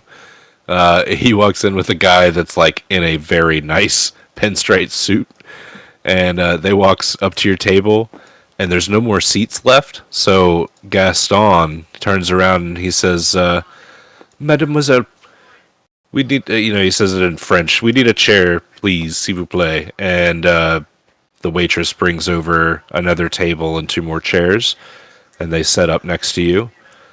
And yeah, you guys make room at this table. And now you guys are like the majority of the diners here at the Lucky Chicken, making a big impression, surrounded by other people. No one's listening to your conversation, but you're not the only ones in the diner. Family reunion. Can't you see the resemblance? Gunner's like, yeah, we're all brothers. So why you call me here, Captain? And Agent Grizzly's like, well, these 4 are friendlies that need to be read in. Oh, okay. And he brings out this book.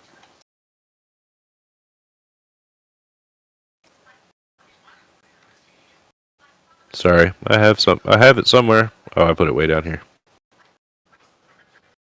He puts this book on the table.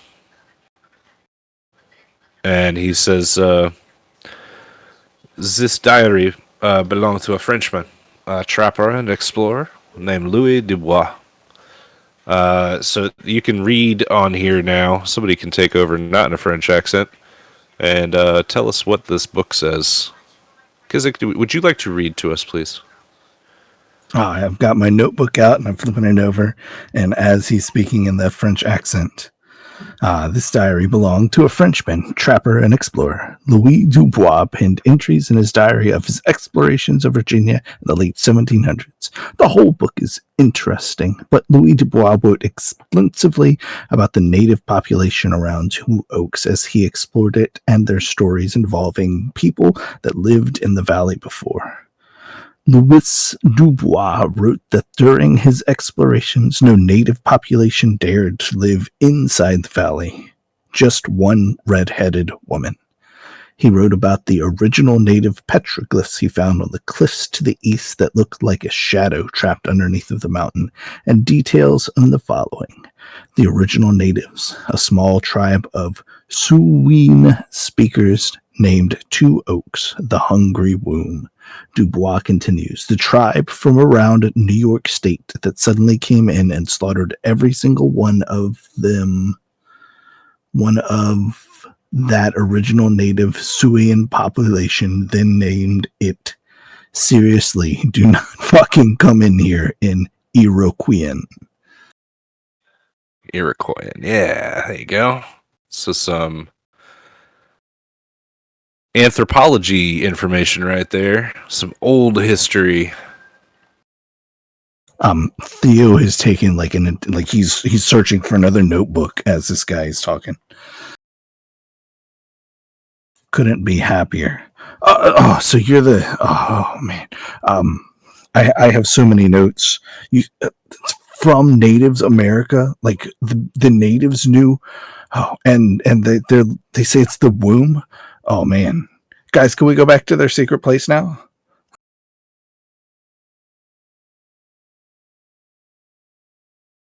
I don't know if we need to be talking way out here like this. We should definitely tip the waitresses because this food was really good. I guess they're still eating sausages. We sure Yeah. are. I don't even know if you can hear me from way back here. Way back there. Chip beef and gravy. Nom nom nom. That's why they wanted breakfast so mad. Can I have another sweet tea, please? Sure, honey, coming right up, says the lady in the blue dress. Old blonde lady. Gaston, how did you come to be with this group? Were you just an expert on Louis Dubois? I am related to Louis Dubois. We are relations. Oh, wow. So you traced your lineage all the way back from the 1700s? That's not so hard for Frenchmen.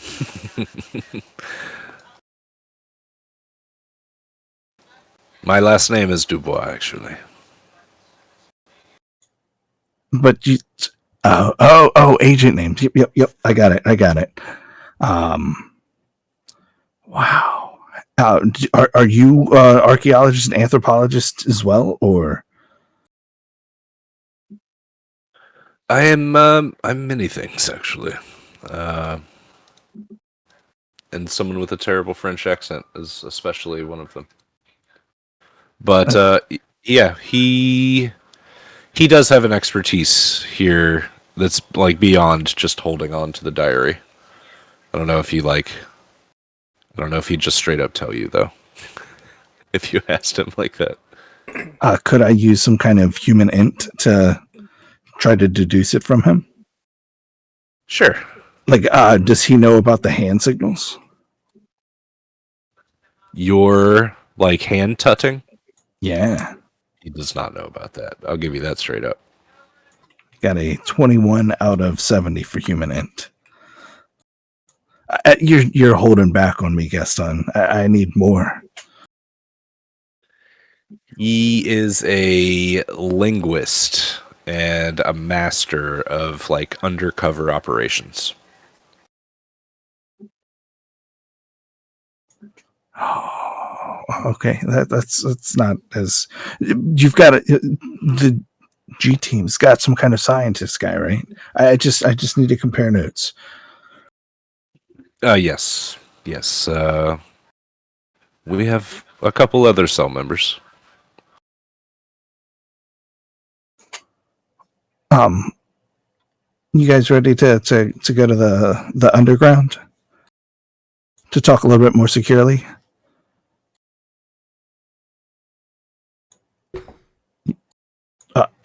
Hammer needs to bring his emotional support flamethrower wherever he goes, though. That's number one rule. I don't think they're going to mind if we come armed at this point. Yeah, do you guys have anything to show them? I've got a backpack full of stuff. I was about to say we should probably start going over. So let's assume for a moment, and this is something that Chad is actually saying, but mostly to his party members. Let's assume for a moment that this isn't a giant coincidence, and that our case has something to do with the giant asteroid heading towards us. For just a moment. Also, even if our main case doesn't, I'm almost positive that what we saw in the graveyard is related based on hearing about this diary. So maybe we should give them a synopsis of our last couple days now that they've shared a little with us. I thought we just did that. Yeah, Hammer told them about... Oh, sorry, I walked away for a second. Yeah, Hammer told them about the talking dogs who may or may not have humans inside them. Right. But you did tell them about the red-haired lady at the graveyard killing people. I'm moving to Yeti and the giant bear. Yeah, no, I'm more thinking about this. So there was a graveyard and a red-haired lady doing like cult-like things and sacrificing people. Zombies. And there were zombies. And, you know, that book right there, just saying, there's some similarities that I think shouldn't be ignored. Plus the the glowing kids, Mm-hmm. the dogs who may or may not be human, And the flaming deer. the flaming deer. Wait, what flaming deer? I saw it. The one you caught on fire with the flamethrower.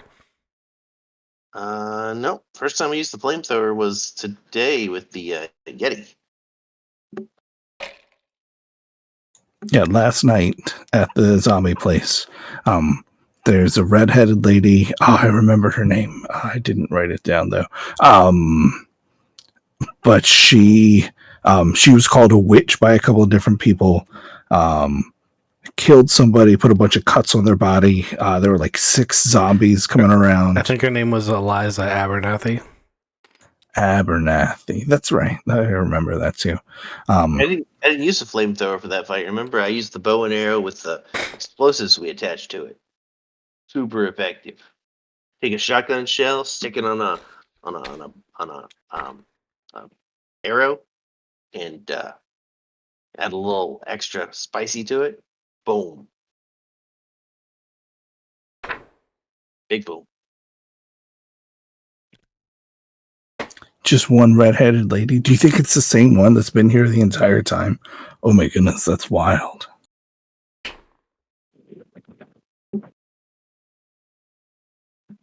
So do they have any reaction to the graveyard story? Yes, they do. They're like we should immediately go, and we need to talk to Gabby. They bring up the name Gabby and Gigi. They're probably talking about 2 other agents. And they're like, look, I know that you guys don't trust us, but we don't trust talking to everybody about all this stuff while we're sitting in the Lucky Chicken Diner. So if you trust, that we've got the diary of Louis Dubois, and that this is all connected, maybe you are interested in learning more. Why don't you come to the skiff with us?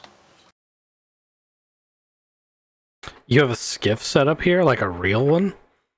Yes. Wow, that takes money. It's not over there by the used car lot, is it? No. Oh, Gina, now that we're friends and all, do not get back in your car up on the road. Okay. It's Or- rigged. It's rigged to explode? Yeah, like boom. Why? Big. Why? Because we don't leave loose ends, because we're professionals. Yeah, we clean up all the messes. What Most of the the messes. Okay. All right. You look. You wouldn't have felt a thing. I'll get it towed. I'll take it to, I guess, Car Credit Nation has a tow truck. Yeah, so about that. Don't use Car Credit Nation. They're not going to be there much longer. We also rigged that to explode. Loose ends. Right. Loose I ends. think, in our defense, that one was being run by an alien who tried to kill us. Car Credit Nation was run by... Okay, yes, we need to get into this skiff. We'll talk about this. Yeah. All right, so there's a Valley Self-Storage lot is like a bunch of storage units way back here. Like on the big map, it's like literally underneath this blue pin. And then I've like superimposed this big map back here so that you guys can see this large warehouse. So you guys pull in and go around back, and there's like cars out front in the parking lot. You go around back, and there's a big garage-style door that when you approach it in your long line of cars, getting here, the door opens up, and Grizzly's blacked-out silver sedan goes in first with Gunner and Juarez and Gaston in it.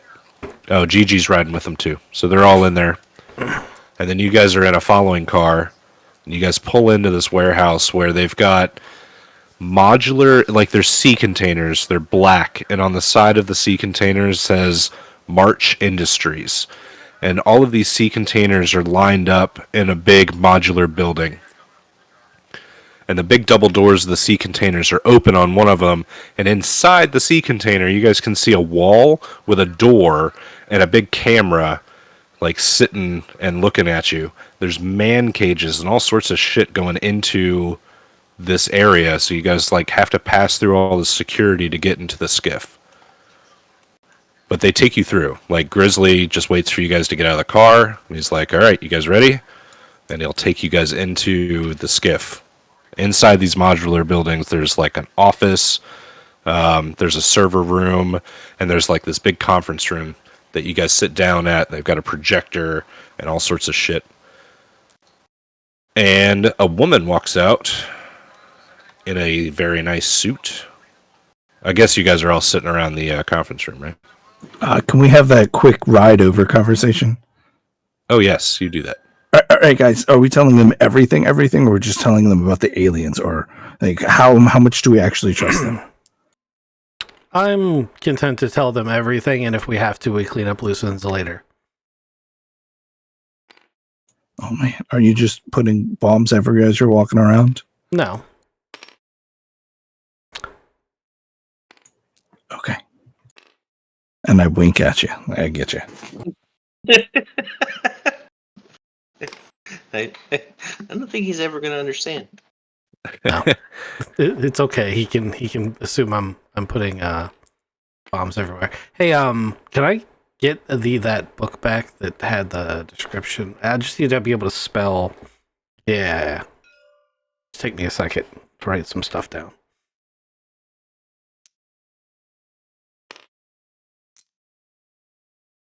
You I probably should have just copy and pasted this thing. You should be able to do that.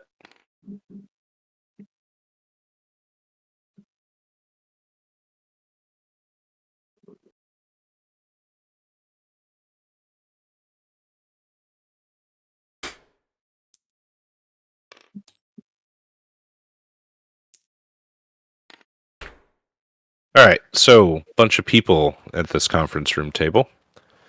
Bunch of people left too. Gunner's not here, Gina's not here, and Guara's, they didn't come in to the conference room. They're out doing other things, like within the modular sea container building. Maybe getting on a computer, checking out some stuff.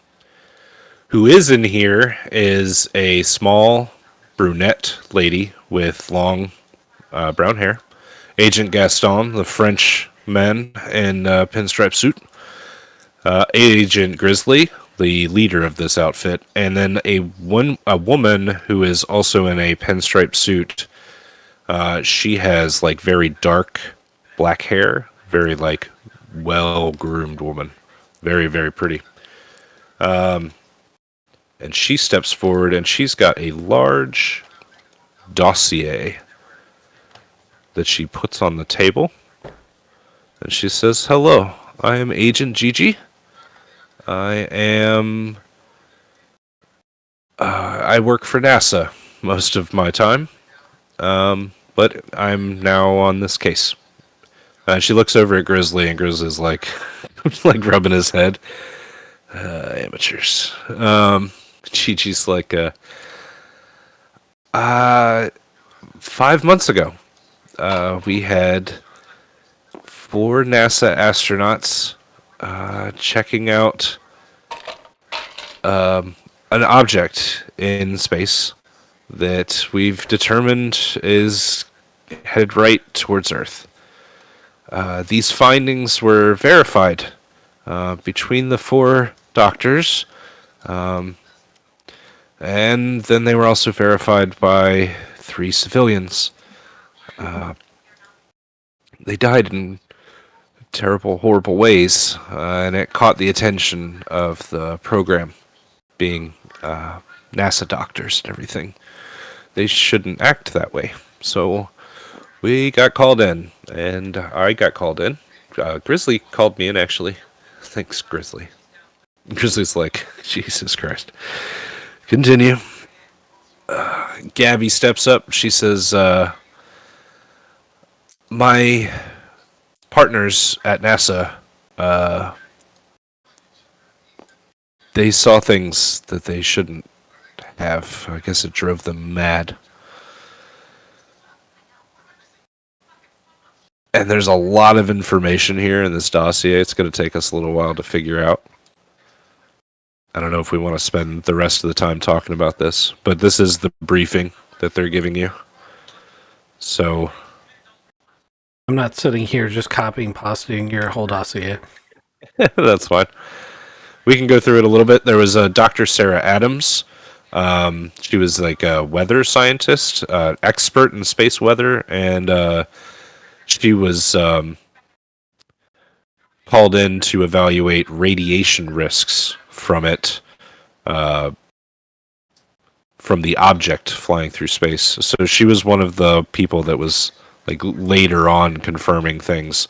I think it was Emily Thornton that found it in the beginning.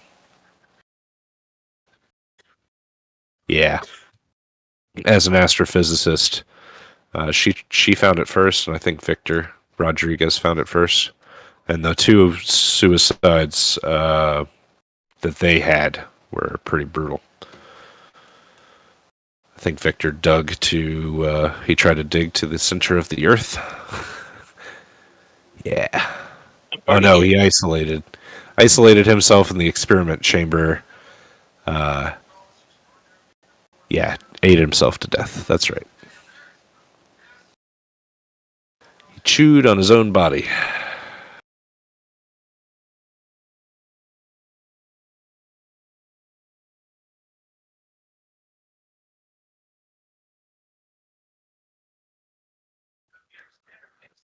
So these forms were all like filled out by this official program. They're all like signed by Gabby and Gigi as agents that worked on this. These bodies were all found by these people, and they've been working this case for a while.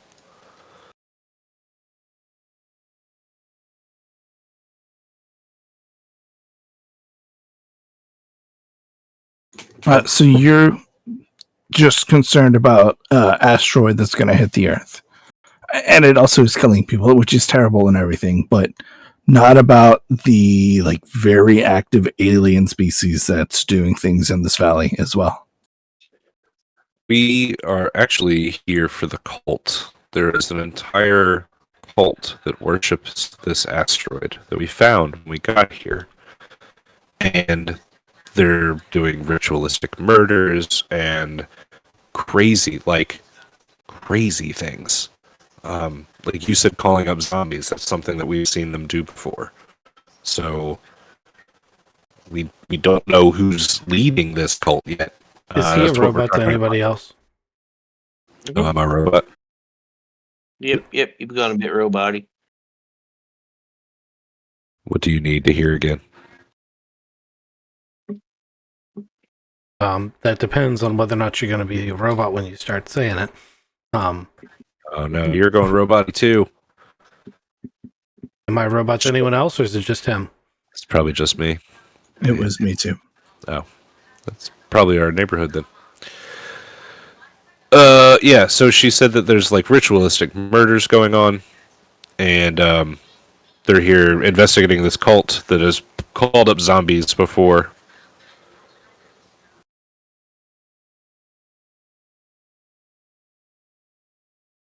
There seem to be a lot of cult followers too.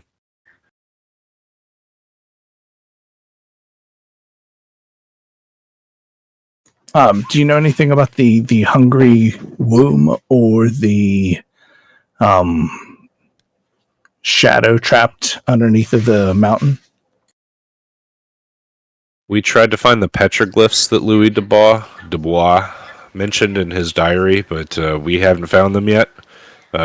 We've sent teams up every day with four-wheelers up those trails to the east and haven't found them. So we don't know what petroglyphs that Louis Dubois was talking about, but the hungry womb and any references to those like original natives, we found a little bit in the history written on the town that's like in the museum here in town, but we haven't found anything like concrete yet. There's tons of redheads in this town too. We've been looking everywhere for redheads.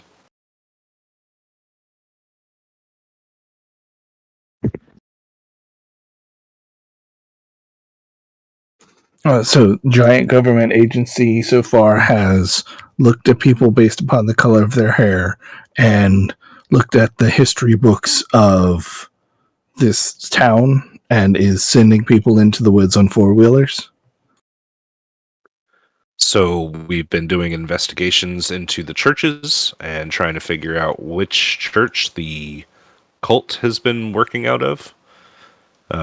We've been finding a lot of remains of people, like ritualistically murdered and buried, mummified, like wrapped up.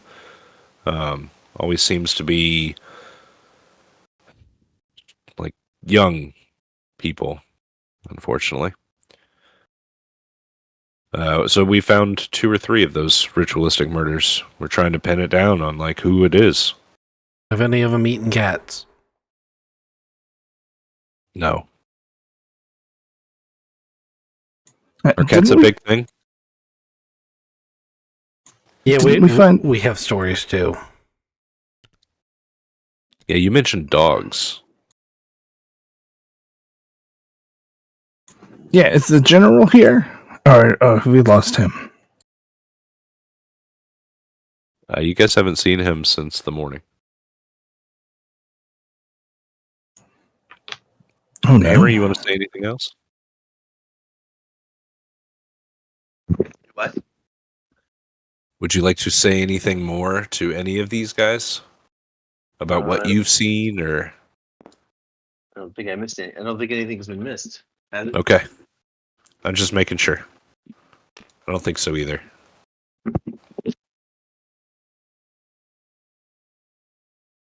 I mean, we can tell you the Cornerstone Church is where at least zombies existed last night. And that's where I saw a flaming deer talking to a witch. We also saw like a redheaded witch who was killing people. So, kind of fits your MO problem. The Cornerstone Church, huh? Grizzly says, is like, he looks at Agent Chi-Chi and Gabby. Get Gunner on it. I don't want you two going down there alone. Maybe Gunner and Juarez. I mean, the zombies are all burned and shot up.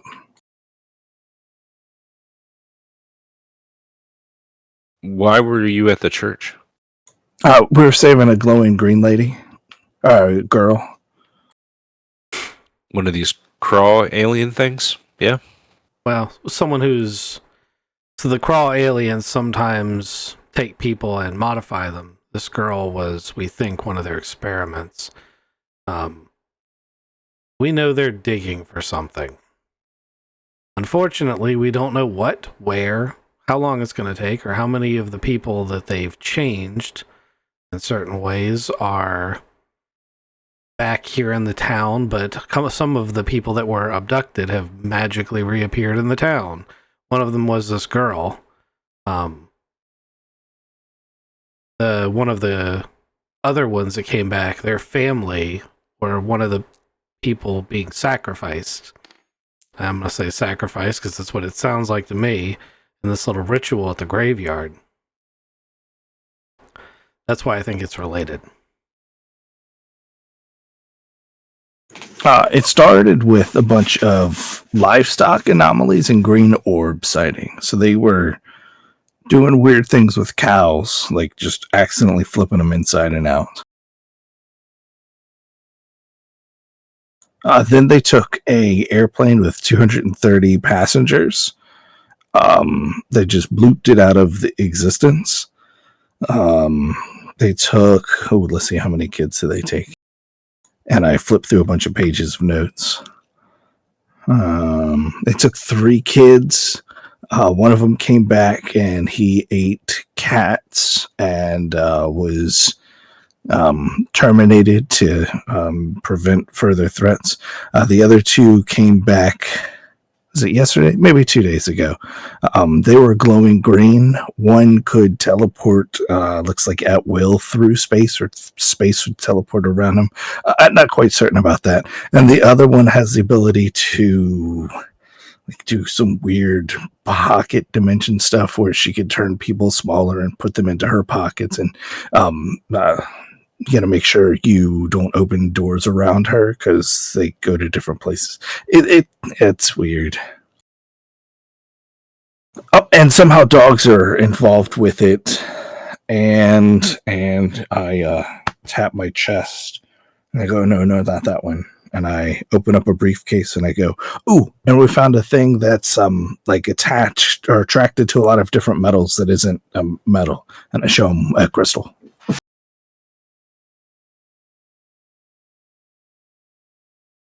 That's a lot. Okay.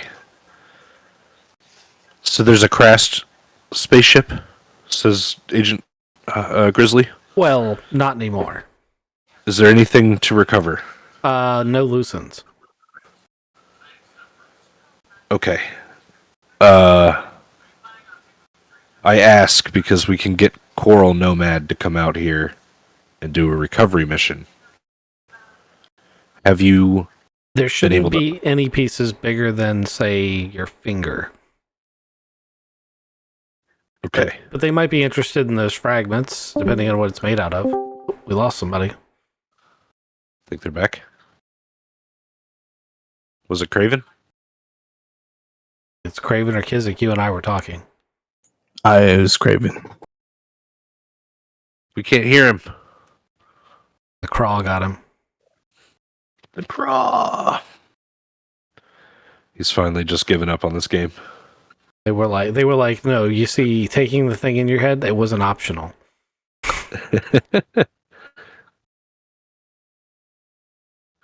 See him muting and unmuting himself. His mic's not working.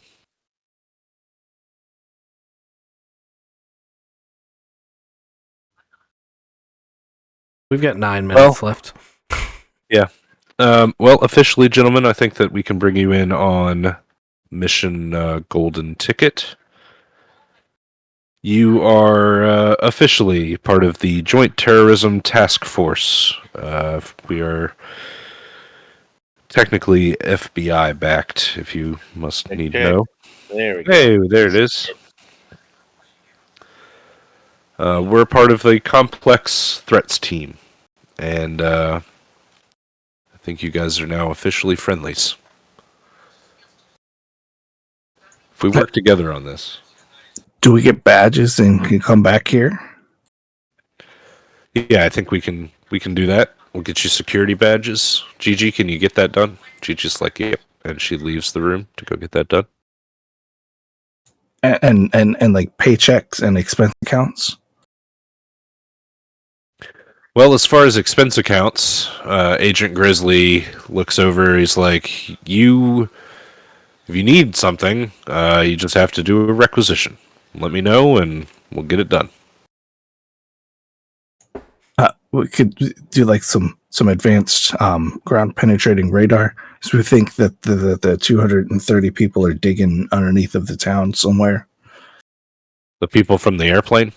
Yeah, and they've also been changed by the crawl and are probably not people anymore. Gabby, get on some GPR. Gabby's like, okay, and she leaves the skiff room.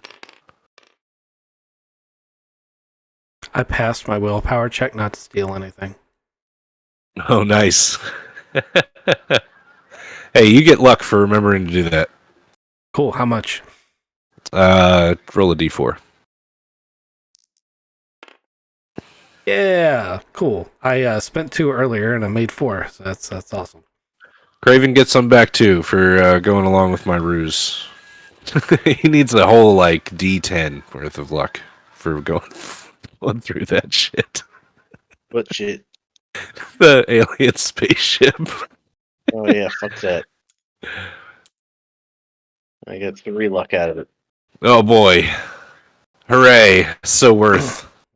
What I usually do when I have to railroad something like that, someone rolls really well, is I just have something really cool happen later on in the scene. That's like, damn it, that lethal fucking flamethrower. I can't explain this thing coming out of his head unless I just do it. It was thematically, I had to show you guys that it's a thing piloting a Yeti. I just wanna point out that 10 and a 0 is also a crit. Because if you look on here, find the 0. How do I do that? I don't know how to flip it to 0, but if you look at the It's 10 next to the... It's a value of 10 on this one. That's why you couldn't see 0. Yeah, that's what I'm Yeah. saying, though. But it's This not is- what. This would literally be a crit as well as, because it's 2 zeros or it's 2 10s. No, it's meaning doubles though. Like 1, 44, 11, yeah, 44, 33. Yeah, Oh, okay. add Okay. doubles is crits. Lame. But your 1 yesterday or last time we played, 1s are totally crits. He also rolled a 1 earlier today. Yeah, it's totally a crit. I think you crit more often in this game. You do, but you can crit fail the same way. So if you pass the check, it's a good crit. But if you fail the check and you roll doubles, it's still bad. So really, you do crit more. That is a true statement. You just didn't specify whether it was good or bad. Yeah. Anyway. All right, so welcome to the program, says Agent Grizzly. Welcome aboard. Are we swapping to G cell or are we staying H cell? We're staying age. Yeah, So. you guys don't need to asking, change your names I or anything. do have an alternate G name already picked out. Also, Carmen, welcome to H cell. You mean Harmon? Carmen, yeah. So if I need a G name, it's Gavel. Gavel, nice. Yeah. In his head, Chad's looking around the room going, God, man, it's going to be so many loose ends. I'm going to be busy for years. I mean, they're all in one place. Right now, but we need them now. You know, as soon as this thing's resolved, they're going to be like, you're a hitman, right? So here's a list. They're going to look familiar. Yeah, who's to say that Agent Grizzly hasn't hired your services before? That's a valid question. I mean, the whole time he was being real quiet because he's like, God, I hope they haven't looked at the Interpol wanted list. I'm sure, they were in the sedan tailing you in the beginning, so they know about you. They probably don't know about your assassination missions, but they know that you're a butcher. I need to draw a madness card. Oh yes, let's do rest period real quick. Recovery. Did anybody mark failures? I'm a tard. I didn't do that, but I did fail some. So let me see if I can remember. Yeah, recover luck too, because this is going to be a long rest period. We're going to do so next session. Think about what you'll do for a week. You'll be stuck in Two Oaks for a week. What do you want to do? And then let's do recovery. What your card? Let me pull out the deck. Right here in the middle. I'm gonna be working on a slimlined flamethrower. Oh, nice. I can build that. Actually, I might even go for something more like flaming bullets. So you have to fail it in order to get to roll. Yes. To get the skill. When you fail it, you roll a d6. How do you get how many points do you get? So it's a D4. Okay. D4 points back. Okay, I haven't failed any of them yet this time now. I'm making miraculous rolls now that I've got that, but that was a 17. Now that I need to fail it. So also regain luck. So everybody rolls a D100 for luck. If the result's higher than your character's luck right now, add 1D10 to luck. Oh my god. I've passed all of these. There's only one left, and it's the human end, and I'm crushing these fucking rolls now. God damn it, I think I passed that one too. Oh no, I didn't. Okay, I failed that one. All right, so I get to add D4 to that one. I got one. Brutal. It was all oh god, and I got a 1 on that, so that goes up to a 14. God damn it. Do a search roll today? I don't think we did a search roll. I think it was an alertness. There was a search. There was a search. I can't remember if I passed or failed it. I had alertness. I failed a demolition, surprisingly. I failed a drive check. I failed a human intelligence check. Then you failed an alertness twice looking for that spotter. I did, but I thought once you checked it, you only got it once. Correct. Yeah. I Okay. just Yeah. knew it was an alert. Yeah, I've done it a couple times on there, and yeah. So the only thing that I got to add any points to was human. These dice hate me so bad. All right, let's do luck, even though I'm at 78. I'm not going to fail that. Isaac, you going with this card? Ooh, The, roll a 95. What's triple zeros again? Is that 100? Triple zero is a That's critical fail. That's a credit. That's yeah. So that means I definitely failed the check to get that I wanted to fail so that I could get points into something. Yes. Yes. Yes? All right. Yes. Well, And now what do I do? It's the first time I've ever gotten skill points, so Add a D4. So roll a D4, add that total, or to your total for that skill. You got a phobia, man. Can I pick that one instead? I'm now scared of doors and opening doors. Oh, love it. Yeah. Yeah. I did fail my luck roll and then rolled a d10 and got a 10. And my luck was already really good, so I now have 88 luck. So I take it all back. It's okay that I didn't get skill points. I mean, I wish I had, but that's totally worth. Who wants to take the dossier? I'll take. Well, actually, you know what? Theo should probably take it. You're our briefcase guy. But if you don't want it, I'll take it. I'll take a dossier.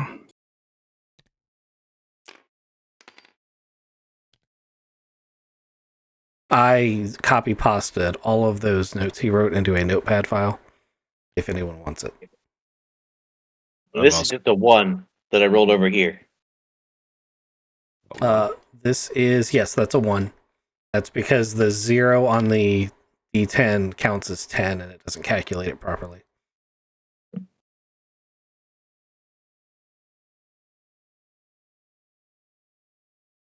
I'll put it up on the blackboard too. Not that it's do. All right. Hey, So super well-funded government people, do you have like therapists? actually, yes, we have one of our agents is our on call therapist. Yeah, He's a doctor. His name is Agent Giggles. I should participate in Agent Giggles' services. You want to do that? I think I have a problem. You want to do that next week? Well, however, I'll let you sort out how you want to go about doing it, GM, and we'll talk about it. Okay. All right. And are we done? That's the rest period. I think. Yeah, I think we're good for this session. Okay.